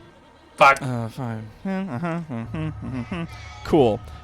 Everybody, make me a wisdom save. Sneck, make me a wisdom save with advantage. Remember, everybody, you can add your D4s to your saves because you're all blessed. All of y'all's is blessed. Hang Hashtag on bless. a second. Wisdom. I don't need. So I got That's a total of Okay, 20 and for then I me. can Dope. add a D. Good. I crit save. Sweet, so I got 20 then. And it's good. just Talryn now that needs to do it, I believe. If I'm not mistaken. He's at it. Perfect. The maddening whispers of the gibbering mouthers that are in that room don't seem to take a hold of everybody yet, but like the longer that they continue to exist in that space, the more terrifying they are. All right. And Caleb, it is now your turn. Piffles, you are on deck. Are they speaking abyssal, or is it just actual gibberish? It is both. It is gibberish in abyssal. Understanding's not a good thing, trust me. Yeah, the more you understand, the worse it is.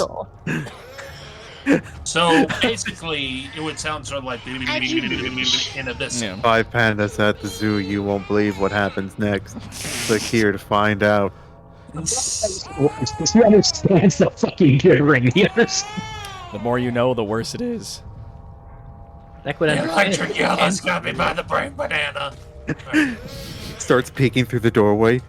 What if the moon was made of mayonnaise? Oh god, it's Racti. There's 2 Ractis in that room. Stop it! If the moon was a giant meatball sub, how long would it take for you to eat it? 23 years. Okay, so I'm attacking the gibbering mouther. You attack the gibbering mouther. Roll to hit. I just did. Got a 12. Got a 12. Oh, sweet. Yeah, you rolled hit D4. with the northern wind. That actually hits. Oh. Slice. Yeah, these things have trash AC. They Okay. are masses. They're slow-moving masses of teeth and flesh. Gross. Roll for damage. Do I get stealth damage on top of that? Because You know what? Because Talryn's right next to me. Well, your ally would need to be next to the enemy. Oh, okay. Well, Yeah, in that case, I'll That's turn how that sneak off. attack works. But you know what? I'm going to allow it for this round because I'm going to say you were stealthed.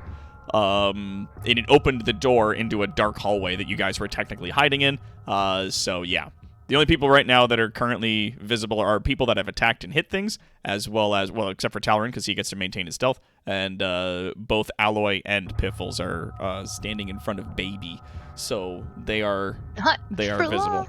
All right. What you gonna do? Well, Roll your damage. yeah. Roll damage. I did. I got the 12, and I'm rolling the damage, and that's a 7 plus 7 sneak, 9 piercing. 16 total. 16. Dope. You slash into the side of this thing, and mercifully, it bleeds. Good. As a wise man once said, if it bleeds, we can kill it. All right. Biohybrid, this is not one of the times that we would say, I would like to see the baby. No, it isn't. No, thank you. Don't do it. Nope. Anything I'm else you'd never like to do with saying your that turn? again. I'm tired of the baby. Can I get any- Please. All right. With that, I'm just going to hold my ground and hope for the best at this point. Dope. Holding your ground, you are. Piffles, you are up. Alloy, you are on deck after the flesh golem. The flesh what now? I have a Flash me concern that meteors. it's come out the door behind me or the door below Drakiar. Okay, I cast Mouth Minute Meteors. Mouse, Yeah, I'm gonna- minute meteors. I'm gonna send one. And You're gonna send Oh, you one cut out there. where?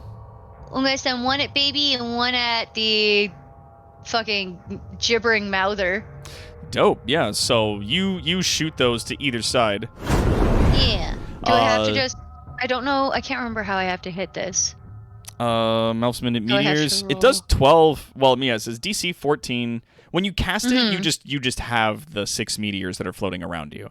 Yeah. Each of them deals 2d6 damage. 2d6. Yeah. And you can fire off 2 of them per bonus action, which you can choose to do so on the same turn that you cast the spell. Which is what I'm doing right now. So yeah, then that's 12 So- damage to the first one, and then roll another 2d6. So that's 12 damage to baby, An 11 to the mouther.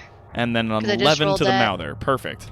All right, And so then these I'm gonna run the fuck over here with everyone else. sweet. Let's see if you get hit. Get away. Do. Does a 15 hit you? Oh god, I think just. Cool. Yeah, just. For fuck's sake. You're over here still. I'm sorry. So you turn to try and run away. Baby reaches out and with one of its big, bloody, disgusting hands, reaches out and slams into you, stopping your movement for 19 bludgeoning. It has Sentinel? You gotta make a concentration Fuck. check for It that. does have Sentinel, yes. Oh, Shit, so I just take 19 damage? You That's do take my 19 trick. bludgeoning. wait. Wait. Concentration It check. attacked a creature that's not me. It did attack a creature that's not you. What you gonna do about that, Alloy? I'm going to hit it. Big sword with a 20. That absolutely hits. For 11 For 11 slashing. damage. Dope. All right. Still up. Piffle still takes that damage, and then Piffle, you gotta Yep. you gotta make a Constitution saving throw to maintain concentration on Oh, the Melf's Minute Meteors. Wait. It You has make his it. feet. Good. That means I can't attack it. Wait, what? If it has Sentinel, you can't. Sentinel doesn't activate for you. No, it's allies that don't do it. 5 feet, he makes an attack against a target other than you, and that target doesn't have this feat. So Piffles doesn't have Sentinel, so it's fine. No, I don't. Okay, so we're good. Yeah. And did I make that constitution save? You did, yes. So Sweet, your okay. meteors are still up, but you did take that 19 bludgeoning. All right, is that your turn? Yep, It's that's greater my than turn. 10. I was gonna run away, and now I can't, so I guess I'm stuck here. Bitch cakes and titty biscuits. All right, sweet. Awesome. Wait, did Piffles actually lose all of her movement? She did, yes. Yeah. All right. Drakiar. Something's coming through that door next to you. Do you want to make a strength check to try and stop it?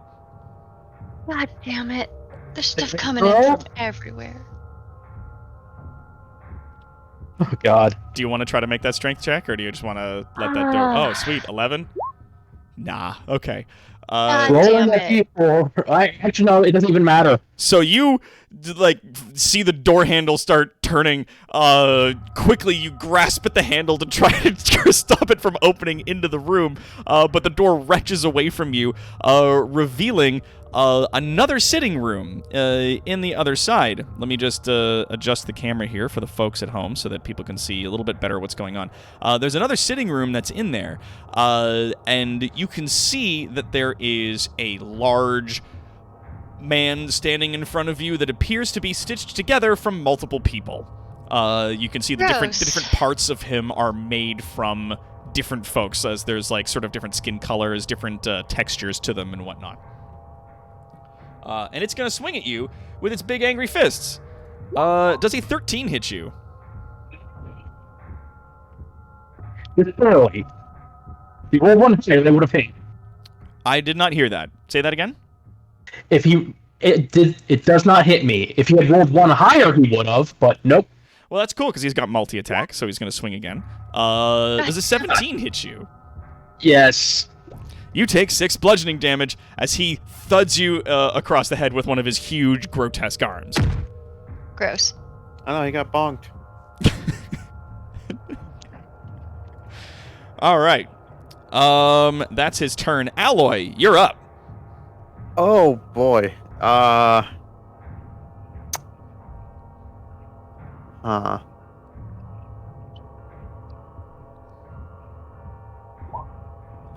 Big sword. Those both hit. Big sword. Those both hit. Absolutely. Cool. 14 and damage 8 and 8 slashing. damage. Awesome. Okay, so you and I forgot to mention this to you earlier when you swung with your 20 and you hit it, and you're swinging now. But I'll let you take these attacks back if you want to. But when you swung earlier, when Piffles was getting attacked and you made your reaction and swung at the giant creature, it didn't seem bothered by the slashes from your weapon. Your sword definitely moved through the writhing mass of flesh that makes up this creature, but it seemed to just sort of close up after your sword. It's almost like you were swinging through. It. You okay? Yeah, as you swing through it over and over again with your sword, it's like you're moving your sword through soup, like through stew or something. That your weapon passes through it, and it just seems to close up after your blade.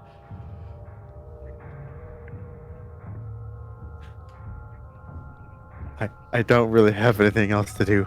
I'm not a magic man. You have a funky magic weapon. We stole it off of a giant king we kicked the shit out of. Wait. Do I? You never put down the giant battle axe thing that you grabbed. The Skeleton King's massive mace that you picked off of him, that requires a tremendous amount of strength to use, you do still have in your possession. I think we forgot to, like... You did forget to ask me for the stats for it, yes, and by virtue of that, I forgot to give them to you. But you know what we're going to do? I'm going to go over here. I'm going to type in the stats for a mall for now. Here we go. And I'm going to say that it's one of these, and I'm going to drag and drop it onto your character sheet. You see that? Maul +2? That's your thing, but it does magic damage. Cool? Okay. Cool. But you did use your sword for this round, am I correct?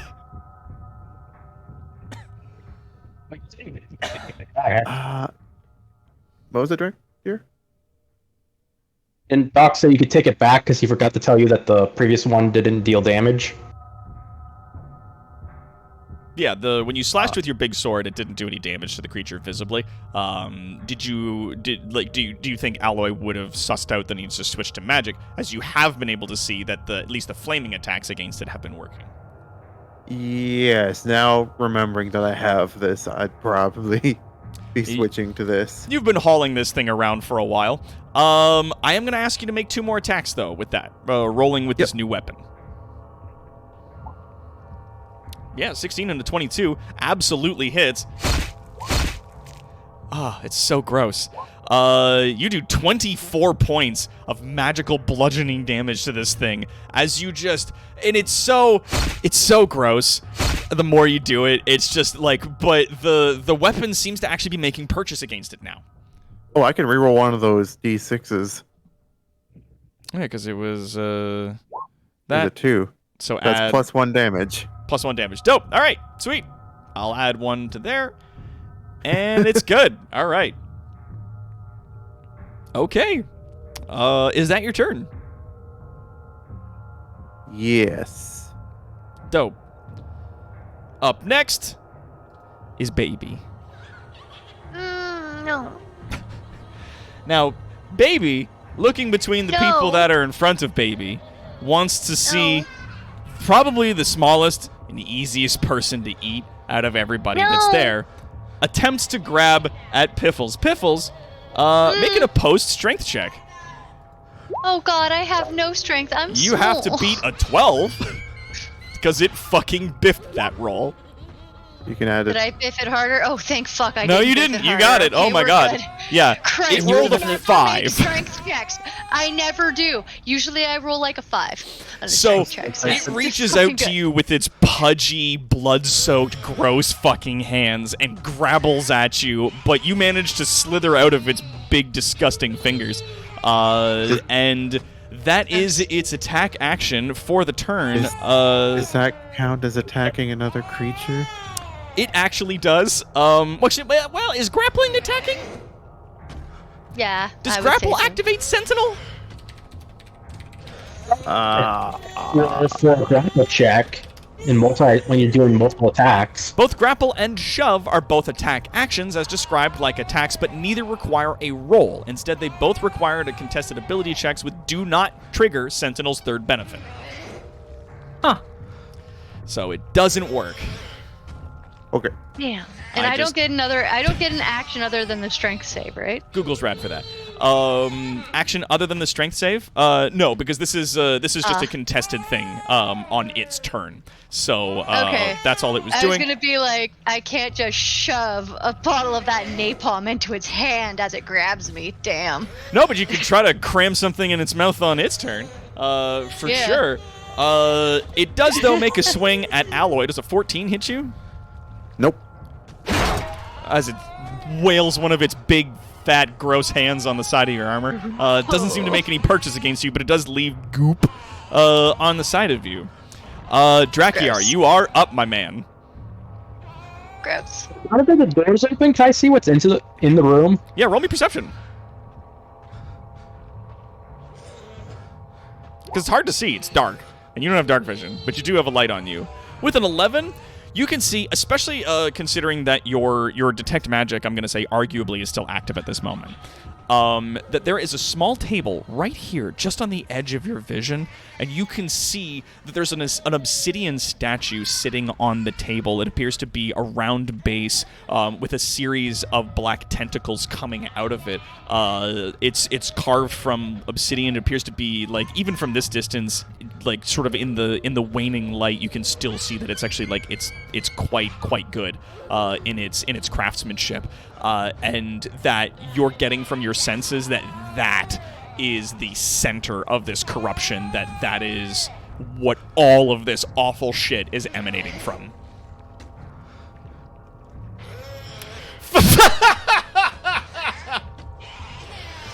Fireball. God damn. Yeah, okay. How much make a saving throw? Are you casting it into the room? The giant and the flesh golem and the totem. Okay, you spend a sorcery point, choose a number of those creatures up to your charisma modifier. Chosen creature automatically succeeds in its saving throw. To protect any other objects in the room, so I avoid damaging them. Well, no. You choose two creatures who get to auto-succeed their saving throw. Everybody in there still takes damage. Well, Everything I get to choose in there. 4. Well, okay, so there's 4 squares in that room that you can choose that get to succeed automatically on their saving throw against your fireball. God damn. We're gonna set this whole place yeah. on fire. So Careful Spell is good for if you have, like, allies that are in the fireball detonation space, that you can be like, these people will auto-succeed on their saving throws. It also works for, like, other spells that have area of effects that have saving throws against, like, sleep or some bullshit.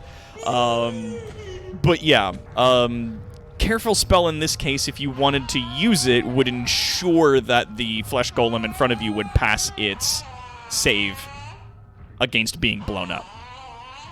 Yeah. Just drop that. Okay, So that's fair. You automatically make it take the hit. Yeah. So you launch that shit into the room. It needs to make a dex save against your shit, which is fine because it sucks at that. It gets a 1. So it's gonna take all that damage. You launch into that room. There is a devastating explosion. And roll me damage. It's 30 fire damage. Actually, it's because it's already rolled as part of the spell right there. So that's 35. Oh my god, that's fucking awful. That's an intense amount of damage. God, fireball's so fucking mean.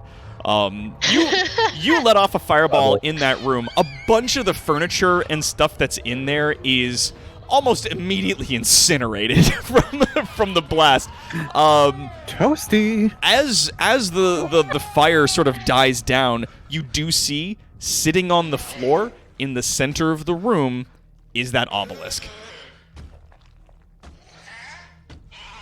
It's sitting upright in the middle of the room there. It seems the fireball didn't visibly have an effect on it, from what you can see.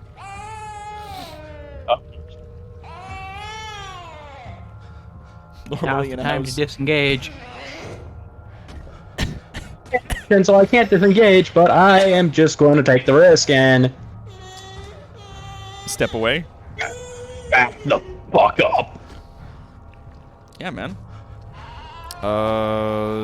Yeah, you're gonna move to there. Dope. This thing will get an attack of opportunity at you. Does an 18 hit?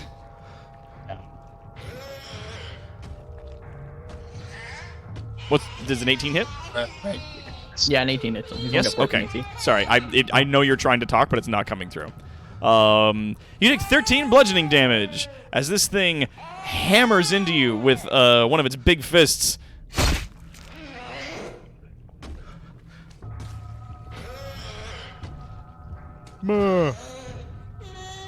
Is that your turn? Yeah. Yep. Okay. Talrand, you are up. Sneck, you are on deck. Constitution save to keep my detect magic. Yep. You gotta do that Constitution save. That is correct. That is a The 4. D4 won't help. Your detect magic fizzles out. As he bonked you pretty hard in the head, and yeah, you just lose control of the spell. To be fair, I don't need it anymore. That's fair. Yeah, you know what you're after. Talrand, what's up? What are you doing?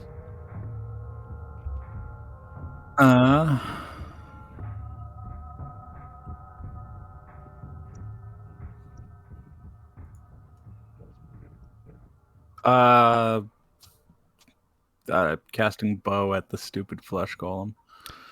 But I'm also dropping Pass Without a Trace, and activating Hunter's Mark on the flesh golem. On the flesh golem? Dope. Hunter's Mark is active on the flesh golem, and you fire those arrows. And it goes... Yeah, 29 and 18 both hit. That's awesome. Fuck, really? Really? All three of them? Wow. They all have terrible AC. All right, so altogether, that is... 27 damage. 27 damage, Jesus. Kerblam, as you nail a pair of arrows into this creature, the magic from the bow definitely taking effect from this ancient monster hunter's bow specifically you feel was created for days like today, as it slams into this awful creature. And yeah, is there anything else you'd like to do with your turn? Is that a door above you? Yes, that is a door above me. Why?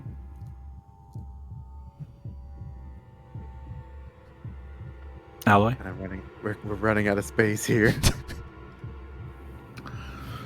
And I can't block each side. Yeah, we also... I don't have an answer for you. I'm staying here. Dope. All right. Sneck, you are up. Then it's the Mouthers, and then it's Caleb. What you doing, Sneck? Okay. I'm actually moving here, and I am casting Sanctuary on myself. The fucking rocks on this guy.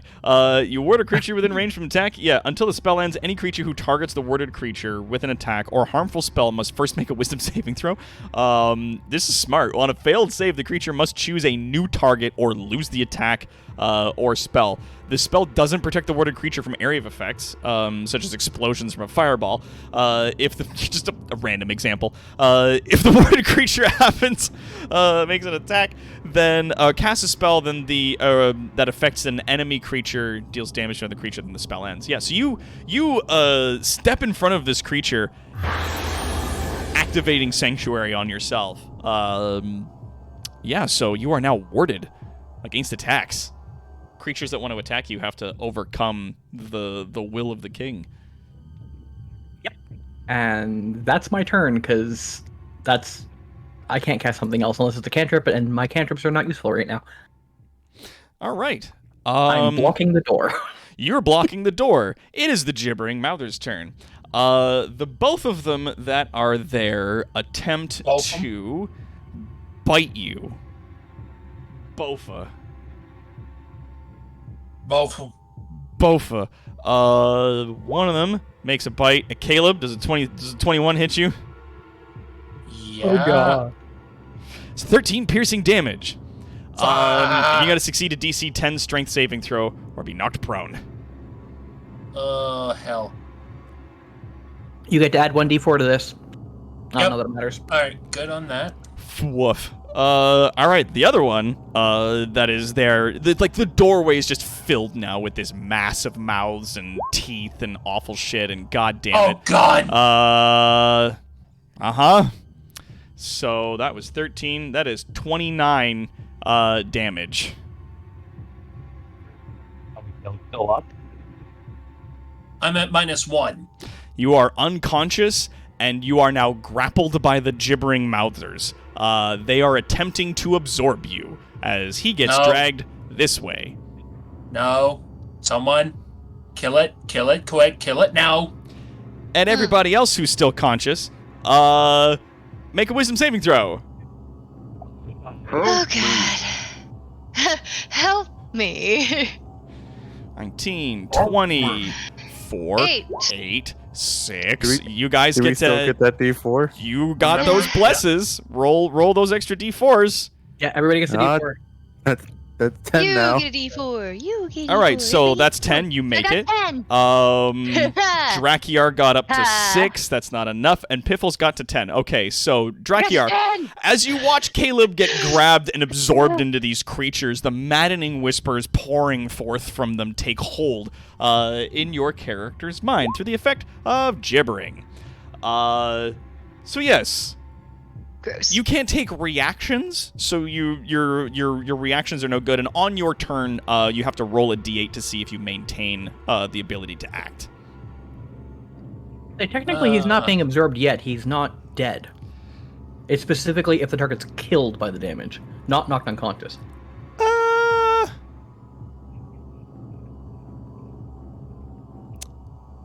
I mean, It still has to pound it. It still has to beat him into paste on the floor before it can actually eat him. I don't know about that. Because I think It's what it says. It says if the target is killed Well, by this killed, damage, and yes. is absorbed into the mother. yes, if you drop to 0 HP, then you start making death saves. At that point, not that's when dead this yet. ability is technically, no, but I do know that this is definitely the spirit of the rule that if it knocks you down and you're out and you're making death saves, it grabs you and attempts to make off with you basically at that point. Yeah, I was just looking at it because according to this, there's no save. It's just you're dead, you're immediately absorbed, you're done, you're gone forever. Well, not gone forever. That's why I was saying you're is now that's why in this voice is thing's it's- you clutches are and it's dead. trying to put its mouth around you. Like that's the best it's got going for it in the moment. Caleb, make me a death save. Alright. Alright, and that's just a flat D20? It is a flat d20. And you just got to get above a 10 to succeed. It's 10 or higher. You mean like that? Yep, that is a success. You can mark that on your sheet. 3 successes means you stabilize and you are in the clutches of some awful creature. 3 failures and you dead. All right. Piffles. Point out, a Yeah. death saving throw is still a saving throw, so bless still Bless is count, still active. still Yep. works. Yeah, so you Bless- still bless is actually average. Does it basically now? gets an extra 1d4. Yep. Oh, yeah. All saving throws, including a death save throw. Oh, really? What do we got here? Wait, what? We got... Okay. Good to know. Good Bless to is a know. hell of a spell. Yeah, what's up? I think I might disengage to get the fuck away from baby. You can disengage with your standard action and then use your bonus to fire more meteors if you want. Yeah, I'm gonna do that. I'm gonna go like down there? to here so I can still see baby. Yep. Because I just want to get some distance. There is Yeah. distance between you and baby. Yep. Does Piff have counter song? Does Piffles have counter song? Counter song? I have counter something. Hang on a second. Let me find my thingy here. I have counter charm. Yeah. There's counter Not charm. counter song, but You it's counter can charm. Start a performance that lasts until the end of your turn. During that time, you and any friendly creatures within 30 feet of you have advantage on saving throws against being frightened or charmed Yeah. if you're playing the song. They have to be able to hear me to gain this benefit. So I don't know if that will help. I don't know if this is a charm, or is this like... Also, disengaging did require your standard action. Yeah. So I was and going to do that and then fire off meteors at Baby. Yeah. Meteors it is. Shoot 2 meteors at Baby. Sweet. I'm going to... So that's 2d6 and then another 2d6. So Baby takes 20 damage. Yeah, Baby... Does Baby just take that damage, or does Baby have like the ability to make a save? Hang on here. Let me see. What I think was it's like it? a DC. It is a dexterity DC 14. Yeah, it's a dexterity 14. Yeah. Okay, yeah, because they're like mini fireballs. This thing. Yeah, they're like mini fireballs. Baby's big and stupid and has shit dex, but let's see if Baby can beat a 14 2 times, and it can't. No. Got an 8 and a 6. So, yeah, you have done 9 and 11 damage as you're shooting these little meteors into this thing, and they like puff off on the side. You see chunks of burning flesh tumbling off of it onto the floor. Gross. It screeches. It is still alive. It is the Flesh Golem's turn. Flesh Golem is going to sadly try to make an attack against the guy in front of him. But he's got to make a wisdom save first, which he has no bonuses to. What's the DC he's got to make in order to get this? He has to make a DC 15 wisdom save to try to attack me. Okay? Now he has to make a 18 AC attack to actually hit me. All right, let's see if he gets you with his big fists. Nope. And his second. Oh! Hits me that one. Hits you with that one. 13 bludgeoning damage as he comes down. Okay, so... And then I need to make a concentration check. Yes, you do. Constitution saving throw. Which I don't have bless. Oh, no. Sorry to be the first one. So bless drops, unfortunately. Bless deactivates on everybody.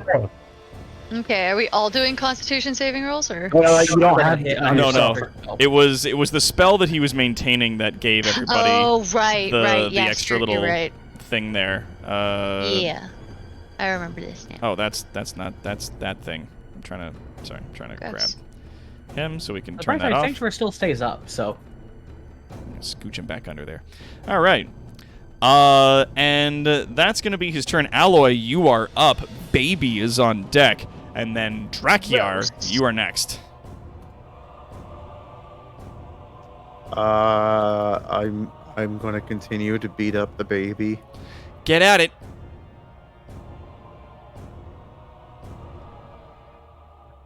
$18 and $15 both hit. Oh, God. Blech. 12 and 13 damage. All right. Wait, this is a two-handed weapon, right? Yep. All right. So I can roll 2 of those d6s. Uh-huh. Okay. The first one goes down by 1, so that's an 11. Okay. The second one goes up by 4, so that's 17. an 11 and a 17. Okay. 28 total. 28 damage in total. Overall net gain. Yes, you're fucking harrowingly mashing into this thing. You see like whole fucking parts of it start to come off. It does not look good. Is this your turn? Is that it for your turn? That's all I can do. That's okay. It is Baby's turn. Baby is going to disengage, and then... No, it's not. 20? No, you can't. No? No, it can't. No. Yeah, 12 hits. Yeah. Oh, yeah, no. Creatures block attack opportunity, even if they take disengage. Yeah. And because I hit it, it has 0 movement now. It has no movement now. Yeah, so you crank in one more into the side of this thing, and it falls over and stops acting. You killed the baby. I killed the baby. You killed the baby. Good, you put baby in a corner. Save me. No. Drakiar, roll me a d8. Or do as you will.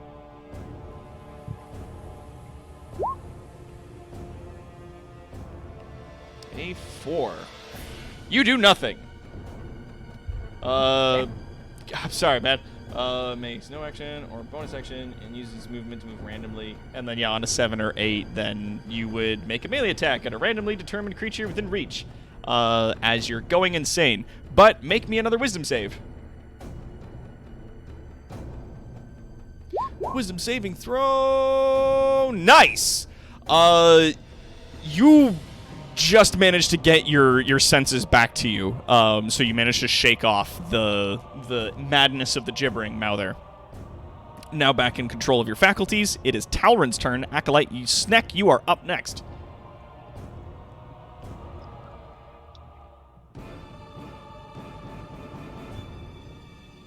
Rainer, if you're saying something, we can't hear you. Can't hear you, Rainer. I'm sorry.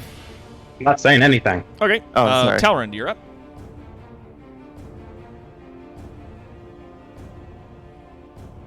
Esteban? Esteban?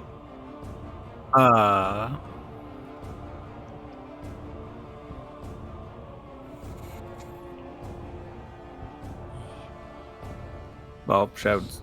Snick, can you save Caleb? Yes, assistance with the thing behind me would be wonderful, though. Because I can't hit it.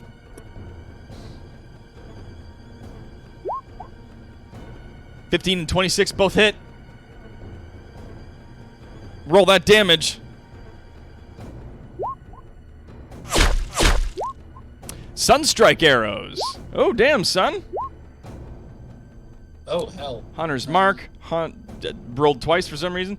Oh, yeah, because Hunter's Mark's for both attacks.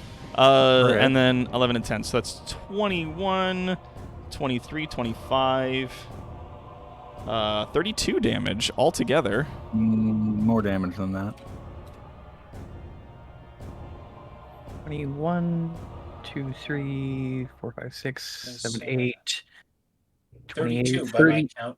I got 33, 28 plus 5. 10, 11. 7, 10, 12. That's 21. Plus Oh, I see. 5, 33. or Plus 2. 26. Plus another 5. Plus 2. 33, not 32. Oh, there you go. Okay. So I will take one additional more damage. Yeah, you rock these arrows into the side of this creature. It looks rough. The stitching for it starting to give way. The magical bindings that are animating its hulking corpse appear to be weakening. Gonna move to there. Yeah, I moved to there. All right, Sneck, you are up. Okay, I'm going to use Channel Divinity to preserve life. I don't have a clickable option for it, so I'll just read it off the player's quick for you. Starting at second level, you can use your Channel Divinity to heal the badly injured. As an action, you present your holy symbol and evoke healing energy that can restore a number of hit points equal to 5 times your cleric level. Choose any creatures within 30 feet of you and divide those hit points among them. This feature cannot restore a creature to no more than half of its hit point maximum. Okay. So, half of Caleb's hit points, including aid, is 22. Caleb is now at 22 hit points. Caleb. Because I can heal for up to 30. But no, I don't think anyone else is below half. You are rocked with a huge amount of healing energy and are awake just in time to be grappled by this creature. Make a strength check.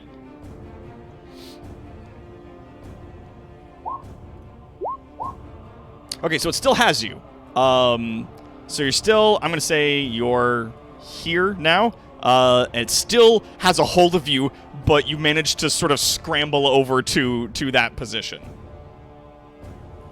Sneck, is there anything else you want to do with your turn? Use acrobatics. That was my standard action.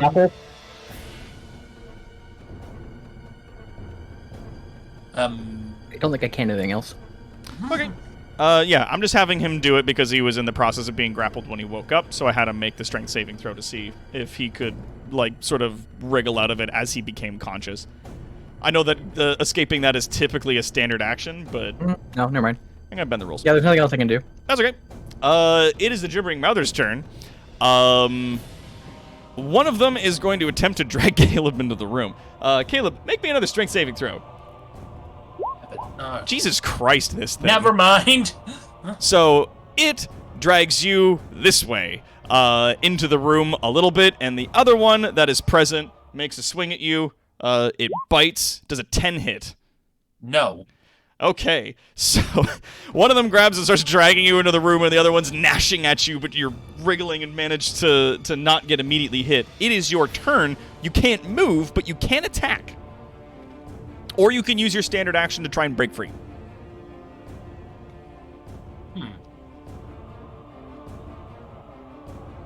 Question for the party. Would it be better if I try to escape or attack? Stab it in the face. I will keep you on your feet. I'm running in there on my next turn.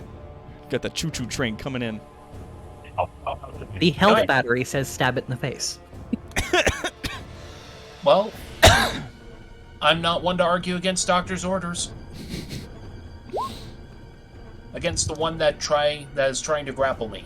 All right, so against the one that's here, an 18 absolutely hits. Roll for damage. Got about 10 there. Damage, absolutely, yeah. You fucking slice into this thing, snicker snack with your rapier. It does some pretty serious damage.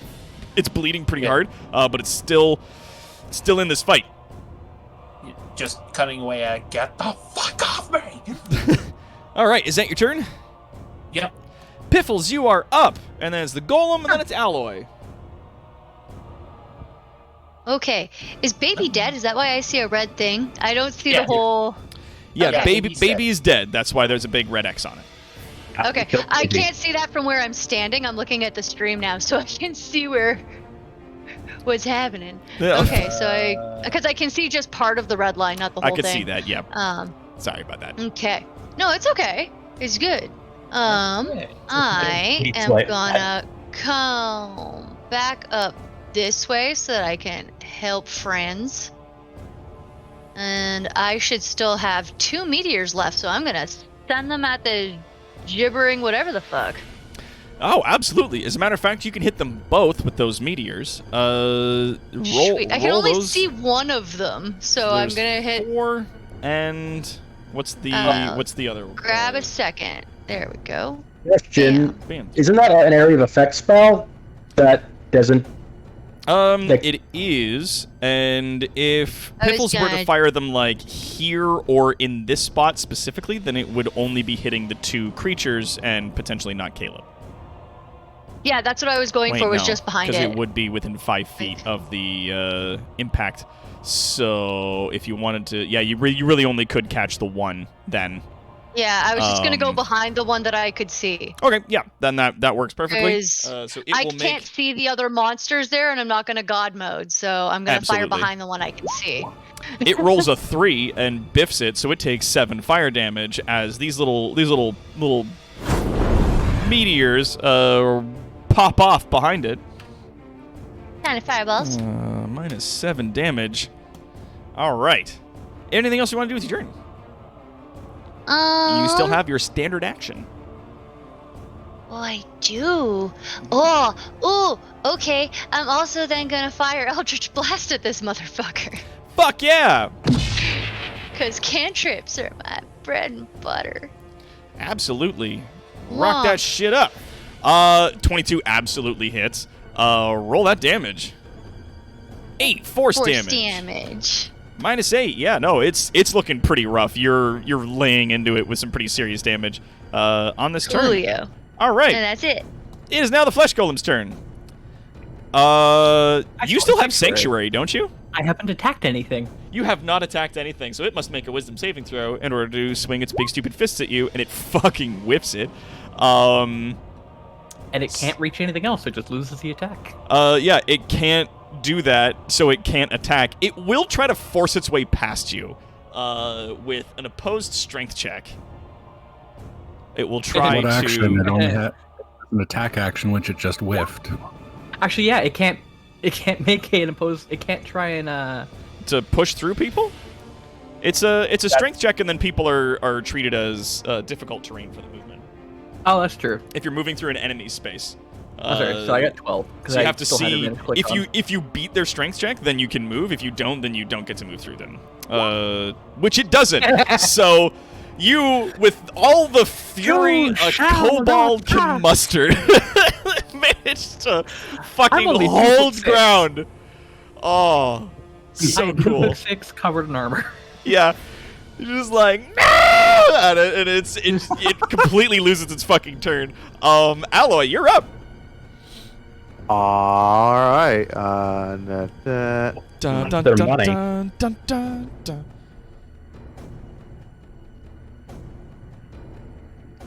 Can I move up That here? owl yanking Caleb out of its thing's grasp and then moving into the space. Or here? Or should I move here? You can move to there. Yeah, because that's not contested. Okay. Moving between the two creatures like that, I would argue, would technically be contested. You'd have to muscle past them. Okay. Yeah, you can move to there. The bright side, Caleb now can stab the one in front of him with sneak attack because he's flanked. It does get As per the you. rules. It absolutely. It does get an attack of opportunity on you though from the one that's on the top as you moved in past it. Oh, try me. 12. Nope. Nope. As for the other guy, Uh-oh. I mean, a 10 still hits. So, like, these things have the trashiest AC ever, but they're fucking awful. Yeah, roll damage. Oh, for both of them? Yep. Or for both those hits. All right. You... I can reroll that second attack. It doesn't matter. It's dead. You fucking crank into it with the giant maul of the Skeleton King, smashing this thing into paste on the floor. It's like clawed, mouth-covered tentacles losing grip and falling limply to the ground off of Caleb. You still can move if you want to move up to that position and then flank the beast. Yes.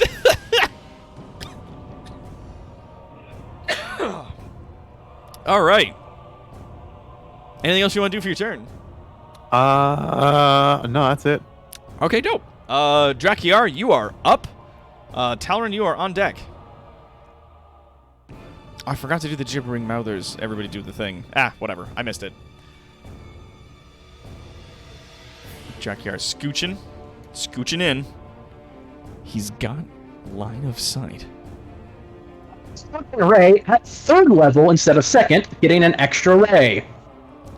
Light this And fucker now up. he lines up the shot. That is all those hit. Roll me damage for all of those. For all 4 of them. The top 2 are going for the gibbering mouther. The top 2 are going for the flesh golem. Bottom 2 are going for the gibbering mouther. Yep. Yeah. All right, so roll me the 2 for the flesh golem. 9 and 7. All right.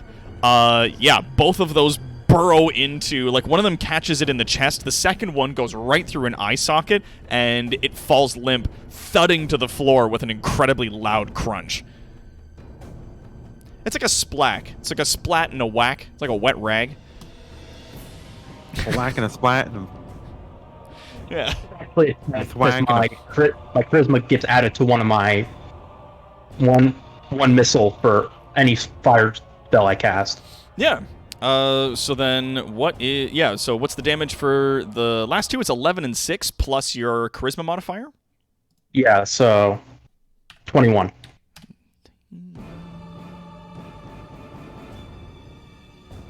Okay, yeah. All right, sweet. Yeah, no, that does a considerable portion of damage. It's still hanging in there. It's still alive. But you're doing some pretty solid deeps on it. Talrand, it is your turn. Oh, these motherfucking monsters in this motherfucking mansion! I move Hunter's Mark onto the last gibberer that I can see. Dope. The Hunter's Mark is moved on to said gibberer because this creature is now dead. Oh, damn, son. All right, and that's 2 plus 1 plus 11 plus 12. 26 damage. Damn. 26 damage. As these 2 arrows rip into this creature, it shrieks and flails around with its gross little arms. Acolyte, or is that your turn? That's my turn. Okay, Snack, you're up. Caleb, you are after the gibbering mouther. Okay. No longer need to worry about the thing behind me. So I'm going to just do good old-fashioned Sacred Flame because I can see the thing from where I'm standing. Sacred Flame does 9 15. damage. Yeah, it's got a DC 15 check. Nope. No, it doesn't. All right, and it takes 9 radiant flames rip into this thing. Actually, you said you wanted to be necrotic, didn't you? Because of the king. No, not Sacred Flame. Oh no, that was the other thing that you were. choosing to do. Spirit Yeah, Guardians is all like evilly doomed things and stuff. Dope. All right. So you ripped into that thing with Sacred Flame. Anything else you want to do in your turn? Nope, I'm waiting till we're done. All right. It is the gibbering mouther's turn. Everybody make me a wisdom save. What if I don't want to? Oh, you got it though. Wisdom. Wisdom. Mr. Bane. Holy Piffles. shit, I did it! Caleb. All right. I'm not usually wise. So Esteban, the whispers of distant, maddening things crawl into your skull and start to disrupt your ability to concentrate, think, and act. What's Piffles doing in my skull? What? Biffles, get out of my skull. I'm not. I promise. Get out of my head. This time it's not me. You The are gibbering mouther makes an attack. incredibly maddening on a regular basis. Could be Does a the 15? bees, though. Does a 15 hit Caleb? No. Oh, it Okay. attacks someone Thankfully. else? It did attack. Oh, god damn it! It did attack someone else. Yes. 11. Oh my god. Quad. How would you like to do this? I'm imagining like it's going to like bite into Caleb as the maul just comes around and goes right into the mouth. No! As you just like fucking. Oh, so gross. It Whips it into the couch. fucking. It takes that shit hard, flies backwards into the couch. Its like gross, disgusting body flops against the side of it, and it ceases to move.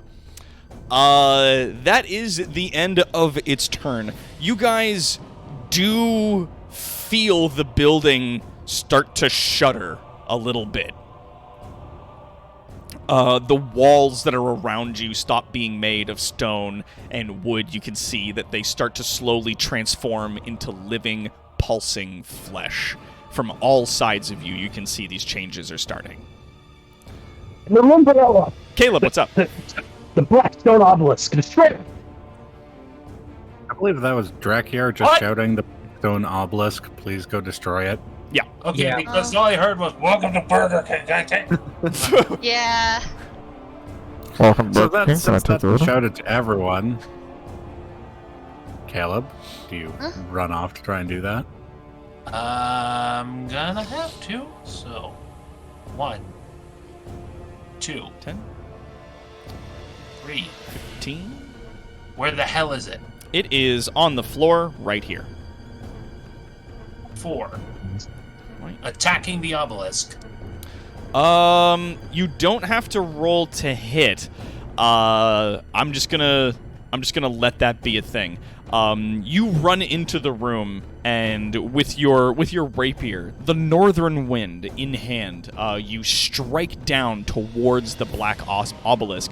What happens isn't necessarily that the obelisk takes damage, so much as just when the tip of your rapier makes contact with the obelisk, your sense of surrounding is immediately transported to another location. Like you and other people, I'm going to say, do not see this because you're making contact with the obelisk first.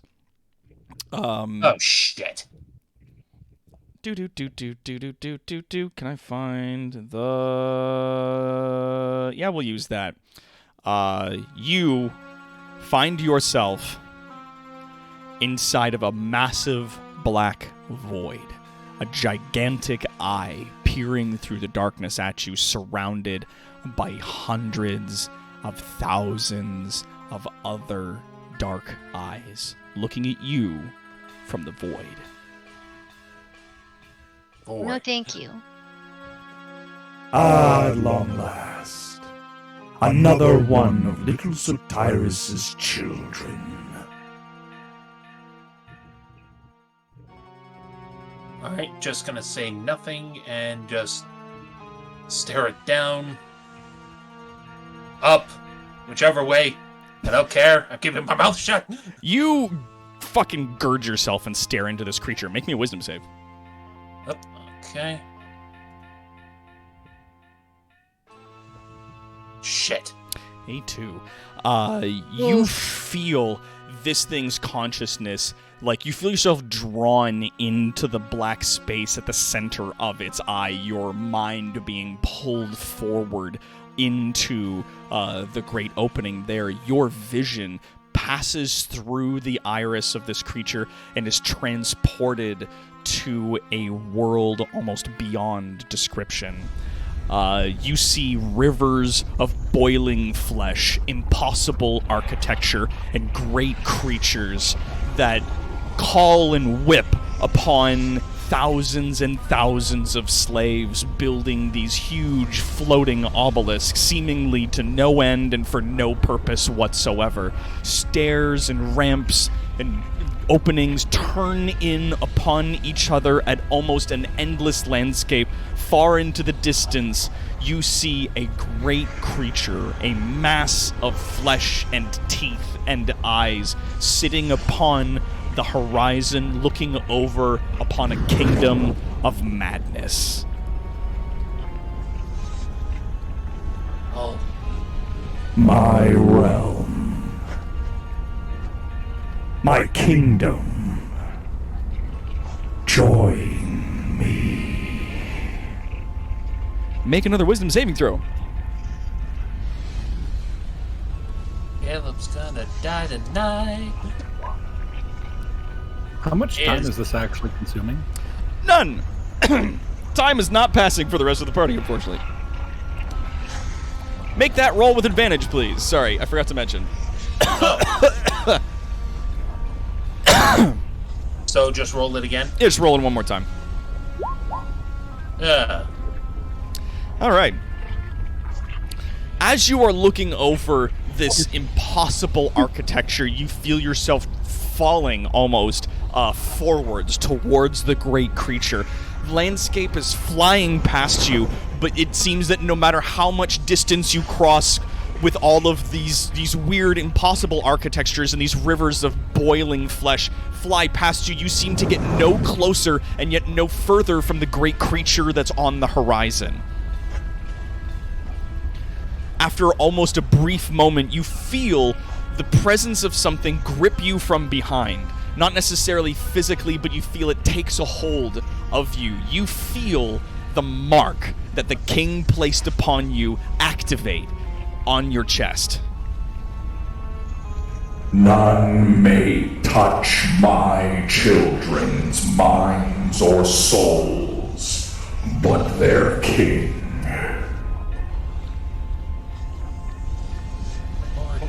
He's in your corner. Right. And you are drawn immediately back into that space. Let me just quickly grab... Sorry, because there's a lot of scene changes. I just want to make sure I got everybody in here. Okay, and get you. Cool. You were there, and let me see, you were there. All right. And with that, suddenly, almost without warning, you guys are back in the mansion, where you guys were standing in each of your respective spaces. I'll say you were about there. And the rooms now appear normal. There are no more bodies. The creatures that you were fighting against seem to have vanished entirely. And any of the corruption that was once taking hold within this building appears to slowly but surely be drifting and ebbing away. The obelisk that's lying upon the ground at the tip of the rapier known as the Northern Wind begins to crack and crumble into dust. At that point, Caleb just sort of drops the rapier, drops to his knees, and just sort of puts his hands just at the sides of his head, is just fuck. It's all right. He's just having a little episode. Here you go. Thank you. Yep. Forgot about that.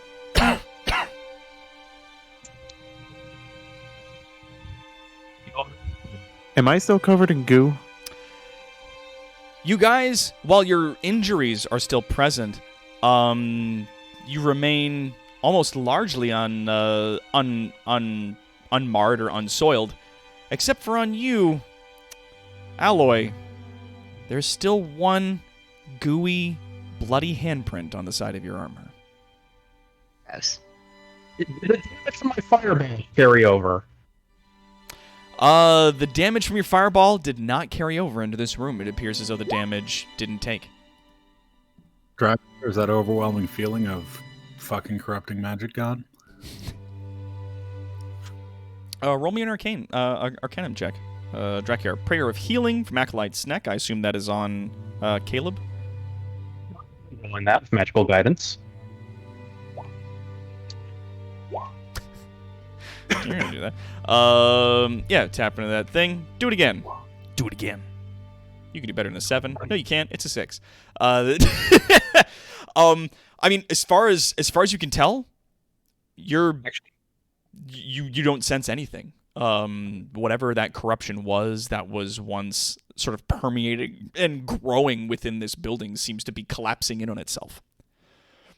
Everyone regains 15 HP. Wait. Is that what I feel, Doc? Yeah, with a 17 Arcana, like you don't have as an intrinsic connection to magic as Drakiar does, being a practiced sorcerer and it literally flowing through his blood. But your connection to necromancy, being a skeleton, is certainly My deeper. connection to nature. And yeah, with your connection to nature and whatnot, like you're not feeling it. Like it's whatever this was that was in this building, it's gone. I didn't check I'm earlier if absolutely something was sure. wrong, but I'm going like, okay, is anything wrong? No, everything feels right. Opening your third eye with detect magic, expanding your senses to see what, just to make doubly sure. Looking around, you don't sense anything. Not beyond what it is that your party is carrying in terms of magical items, and maybe like a few enchanted objects that are on the shelves or in the chests here and there.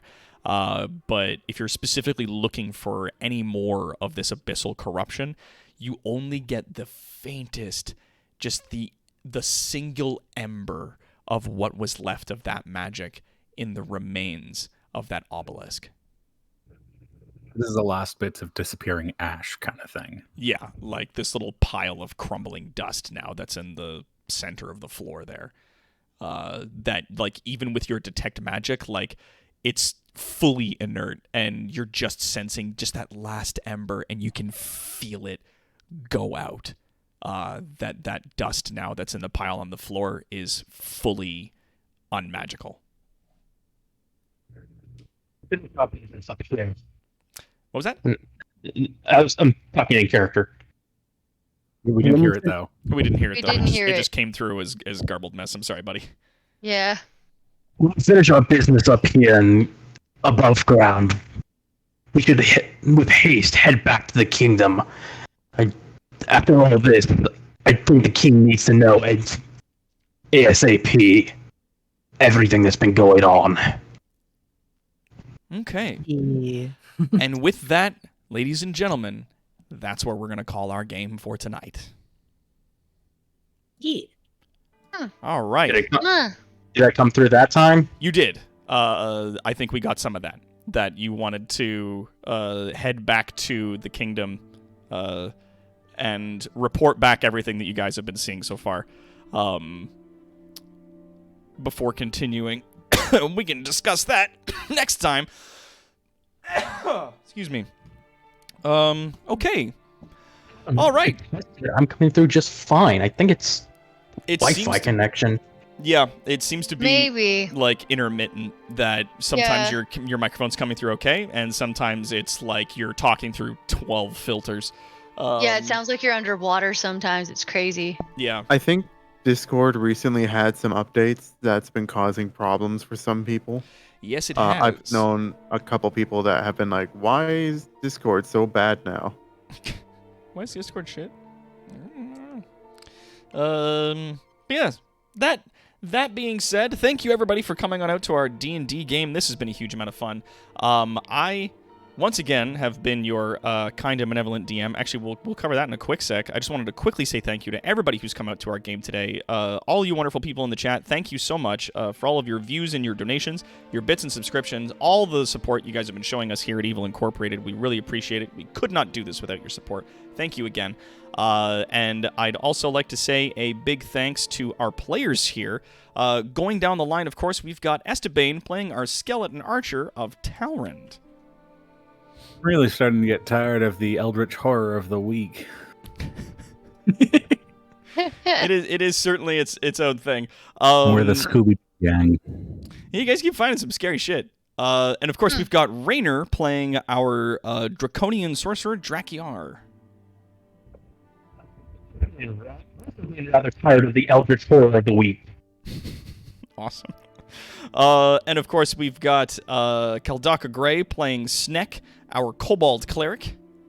Hit point battery go burr. And we've got Quad playing our Warforged warrior Alloy. Our DM is no longer allowed to play scary games. He gets too many ideas. I got a few. And of course, we've got Palanthir playing our Air Genasi rogue Caleb. I think Caleb's gonna need a breather on this one.